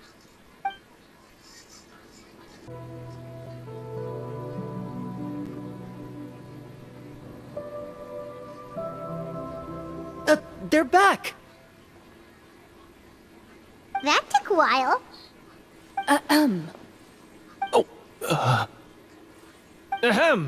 My fellow Marashose hunters, please forgive me, for I have sinned. Tone it down. Sorry. After crossing swords with you and witnessing your courage in battle, I've rediscovered my true self and regained my pride as a Marashose hunter. Oh, do I smell a redemption arc? I confess, I was brainwashed by the evil sorcerer. He asked me to lure you here so he could bury you in this cave. That little... Wait, you're saying all of that wasn't you, but the evil sorcerer? That's right. He's adept at manipulating the hearts and minds of the people. I fell under his influence because I did not possess a strong enough sense of will. And how are you going to prove that you're a changed man? We're not going to fall for the same trap twice. To be perfectly honest, I only came to my senses after seeing the treasure. It reminded me of my father's past teachings. The treasure was actually... The names of all the Marashose hunters from ages past and their weapons? Wait, you already know? Of course. Don't underestimate a veteran role player's exploration skills. Oh, wait, I mean Marashose hunter Navia's exploration skills. We just finished reading through the content of the stone tablet. That tablet recorded the lives of some fascinating people. For example, this Marashose hunter called Est. She inherited the responsibilities of the Golden Hunter and passed judgment on many people. But in private, she had a very easygoing personality. Her favorite pastime was singing and dancing with her friends, and she was said to have a beautiful voice. So, she was just like you. Oh, you really think so? Well, when you put it that way, I suppose I also have a few things in common with this Walter. Working as an executioner, he supposedly used a countless number of tricks to confound his enemies in battle. Oh, if only I could have seen the feats of magic he pulled off back then. Their lives were all so exciting. You could write so many cool books about their accomplishments. How could they have all been forgotten? Because they chose to be. To hunt monsters that only appear in the shadows, you must also operate in the dark. To be a Marashose hunter is to willingly give up on wealth and fame. Then this stone tablet must have been left behind by their companions. That's right. Few Marashose hunters ever revealed their identity to the public. They always protected the city from the shadows. The only time they spoke of their accomplishments would be at night, when they gathered with their fellow hunters in front of the bonfire to share stories of the monsters slain by their hand. So, this tablet was created not so that the hunters would be remembered by the people, but so that they would be remembered by each other. No wonder this place was so well hidden. You regard the stone tablet in solemn silence. The names of your comrades etched onto its surface serve as a reminder that you are never truly alone. The tablet proves that, although a hunter walks a shrouded path, it is not a solitary one. There will always be those who walk beside you, a fact that remains as true today as in ages long past. Their legacies shall continue to be passed down from generation to generation, as everlasting as the stone onto which their names are carved. Father, you once told me that I should seek out the treasure if I ever became lost. So this is what you wanted me to find.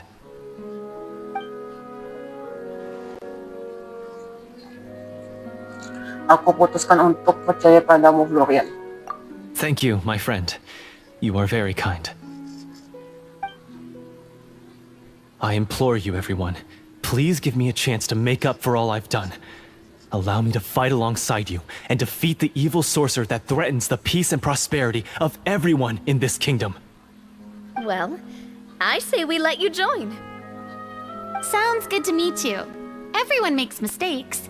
What matters is what you do to make up for them. I have no objections, but Mr. Florian, do you even know how to defeat the evil sorcerer? When he took over my mind, I gained some insight into his thoughts. Every time I thought of the treasure, he reacted with a strong sense of fear. Huh?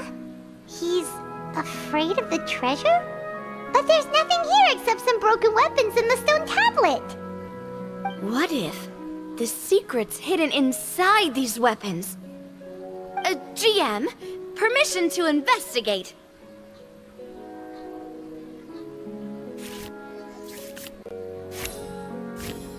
Nih, 30. At first glance, the weapons appear absolutely ordinary. But as you observe them, you notice a faint energy emanating from within. These blades have slain countless monsters. Though it's been a long time since they were used in battle, their edges remain sharp, as if they're simply waiting for the next worthy hunter to carry on their legacy. So basically take these with us, right? I'll take this weapon, since it used to belong to Est. Maybe it'll find comfort in being held by someone who appreciates the arts. Ah, good idea. I'll take Mr. Walter's bow then. From one archer-magician to another. Paimon's gonna pick a cool weapon too!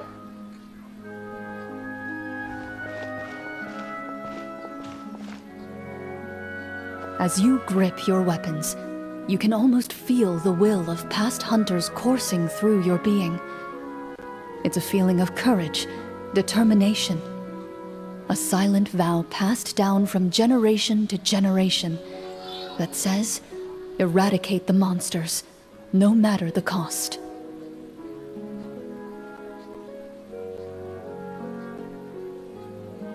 Mr. Florian, do you know where to find the evil sorcerer?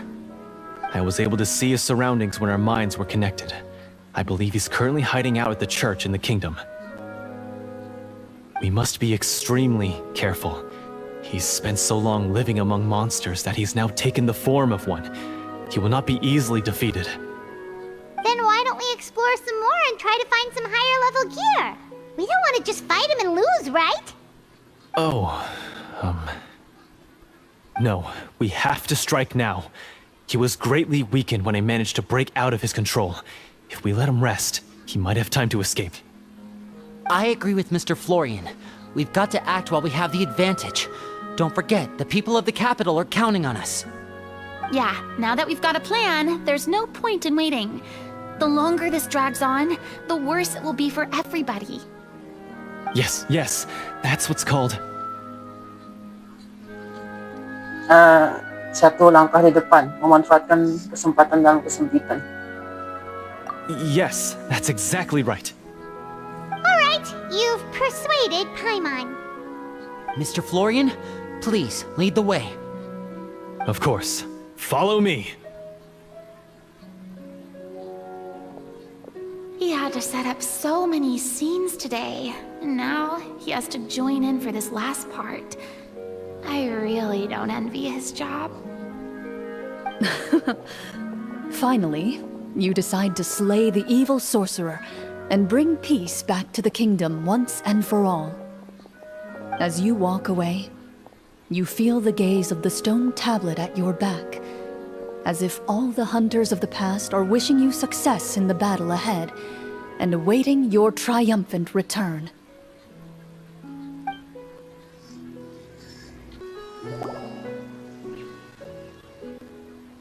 Finally, you arrive at the church Florian described. As you approach, an ominous aura surrounds you. You get the sense that your enemy is close at hand. How strange. This uneasy feeling seems so real. How did they manage that? Now, it is time for the final battle. Let's go!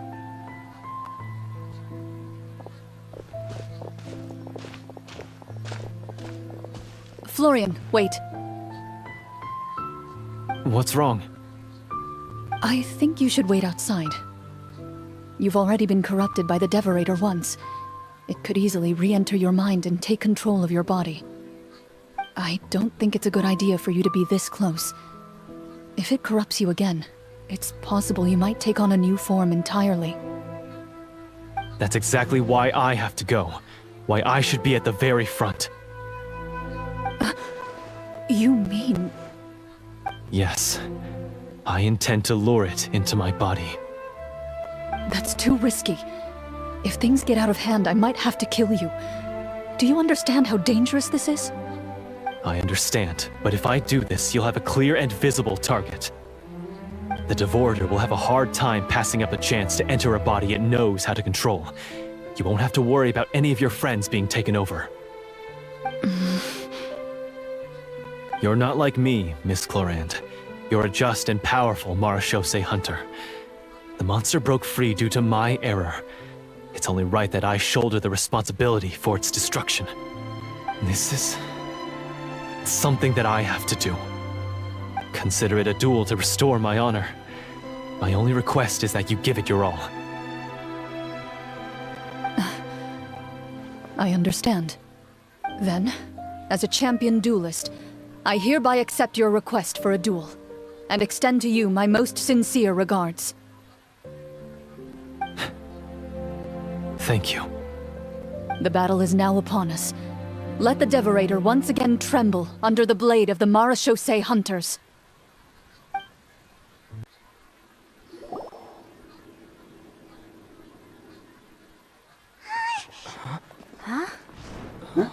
Cutscene.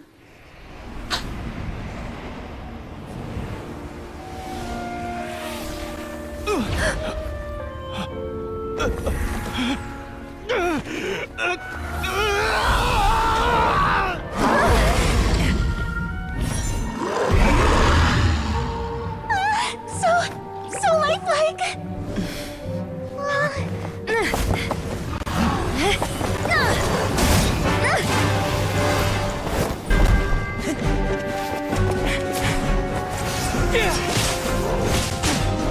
Hey, bisa ditangkis.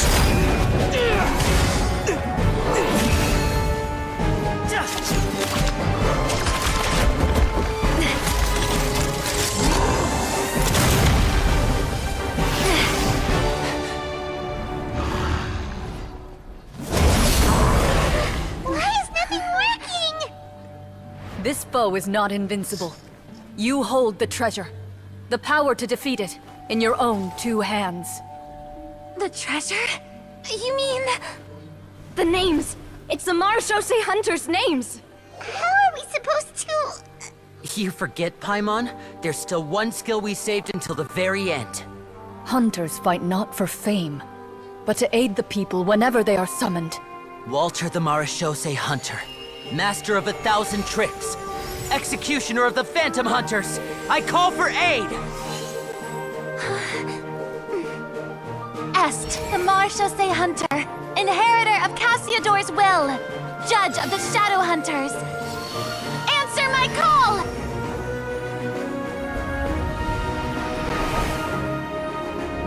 Petronia, protector of justice and order. The hunter I respect the most. Thank you for saving my friend, the best one I'll ever know.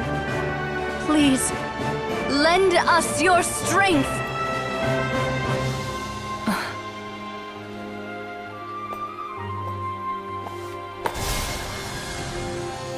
We have come to answer your summons.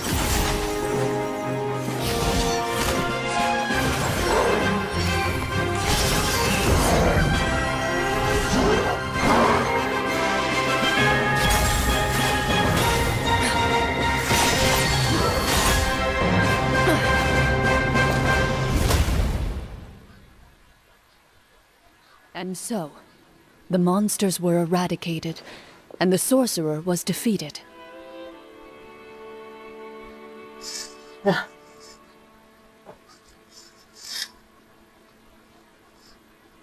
Peace soon returned to the capital. Those in the court, manipulated by the sorcerer, also recognized the errors of their ways. Some remembered the names of the heroes who saved their kingdom, but others simply continued their lives none the wiser. Such is the story of the Marashose Hunters. They pursue the phantoms in the darkness and exterminate all who pose a threat. They will always protect the city and those within it, even should all memory of their accomplishments be forgotten by the very people they serve. I'm assuming we've finally reached the end of the script. Yes, you've reached one of the better endings. It's a pretty solid story overall. I thought it was just an ordinary adventure at first, but the further we got into it, the more impressed I became with the production and the plot. That final battle especially! All the effects were super realistic. Oh, right. Yeah, totally. That's a really good point. I never expected the weapons we picked up from that vault would have that kind of effect. Yeah, mine nearly scared the daylights out of me when it started glowing. I took a good look at it after we got out, but I don't think it ever lit up again. Oh, we should probably give these props back, right? I'll just leave mine here. Did you have a good time? Of course! Let me know if another script like this comes around. Sure, no problem. Then I'll head back for now. I think I need some time to fully digest everything that just happened. Once Mr. Florian is awake, please pass on my regards to him.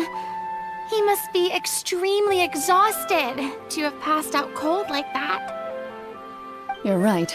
He's had a lot to deal with. Well, see you all some other time. Toodaloo!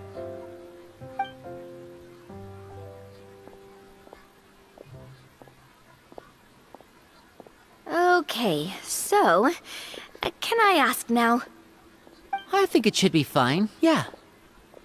What in the world was going on back there?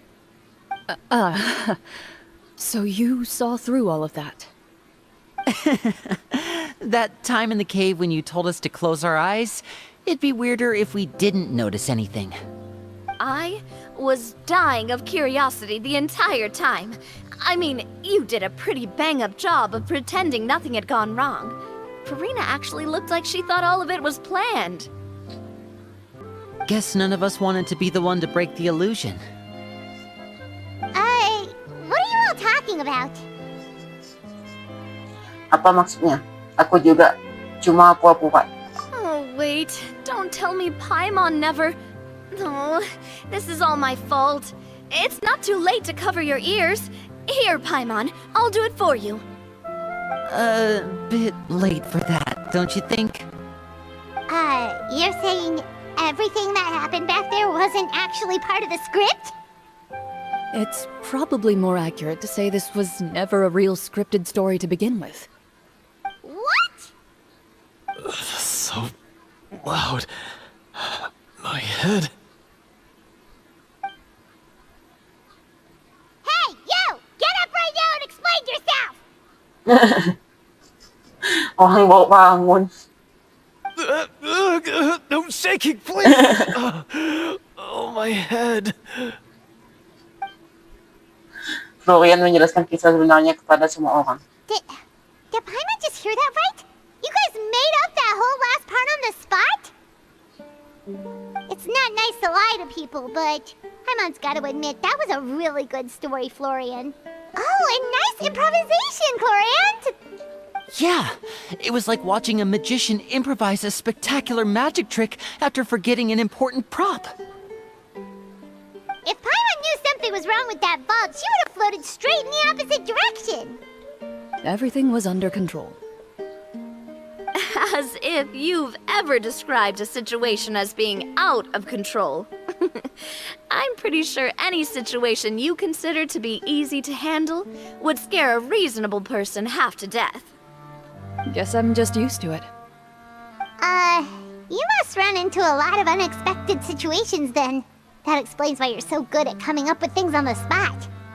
As for you, Florian, I know there's no excuse for what I did. I'll turn myself into the guards at once, confess my crimes, and accept any punishment that comes my way. I would say you've already suffered more than enough. What? You may have been blinded by fame and fortune in the beginning, but your actions during the final battle had proven you to be a true Marashose hunter. You'll be far more used to the city above ground than below. Your job as a hunter is more important. But... Of course, you'll still need to take the keys and pay a personal visit to the 2 hunters you wronged. Prepare to accept any terms they give you as well. Yes, of course. As far as I'm concerned, though, your showing in the duel was enough to prove your honor. Then I'll do exactly as you said. I'll go return those 2 keys right now. Thank you so much, everyone. I'll do my best to prove myself worthy of the second chance you've given me. I swear this on my name and honor as a Marashose hunter. Until we meet again, everyone.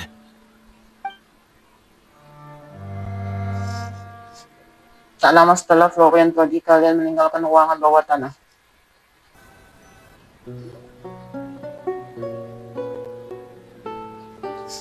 Speaking of Marashose hunters, what should we do about the treasure in that cave? Leave it be. Are you sure? We could show it to people, make it so that the hunters are remembered. Don't you want that?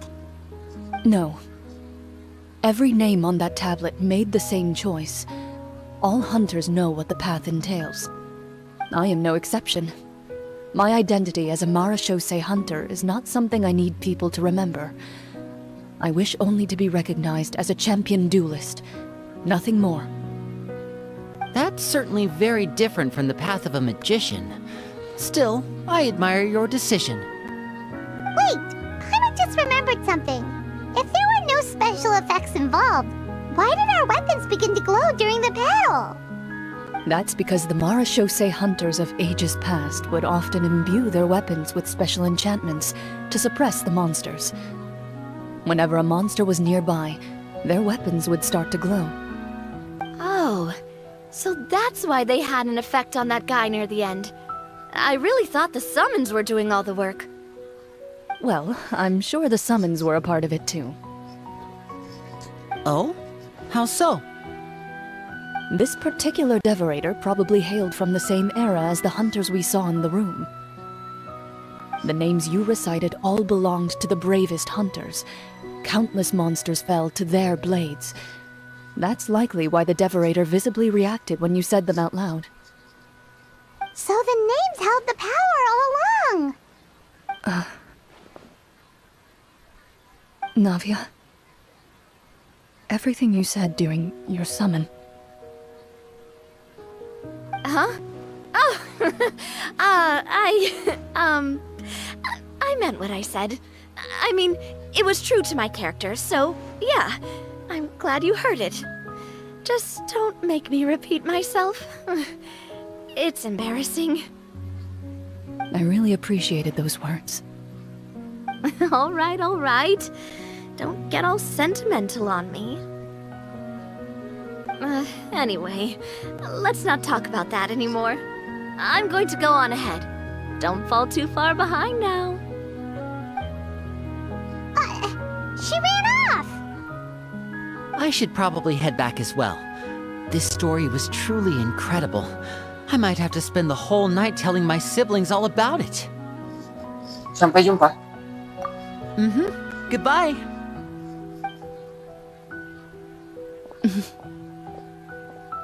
Traveler, should your name and deeds be forgotten, what do you think the significance of your journey will be? I suppose the significance would be the journey itself and the world we helped create. There's still value in the time I shared with everyone here, in the things we were able to accomplish, even if no one remembers them. A great answer. I'll remember it. Kalau menurut Clorinde sendiri, Me? The Marachose hunter says nothing in response to that question. Perhaps her answer lies in her silence, an unspoken vow left to echo through the night. The path malam yang sunyi selesai.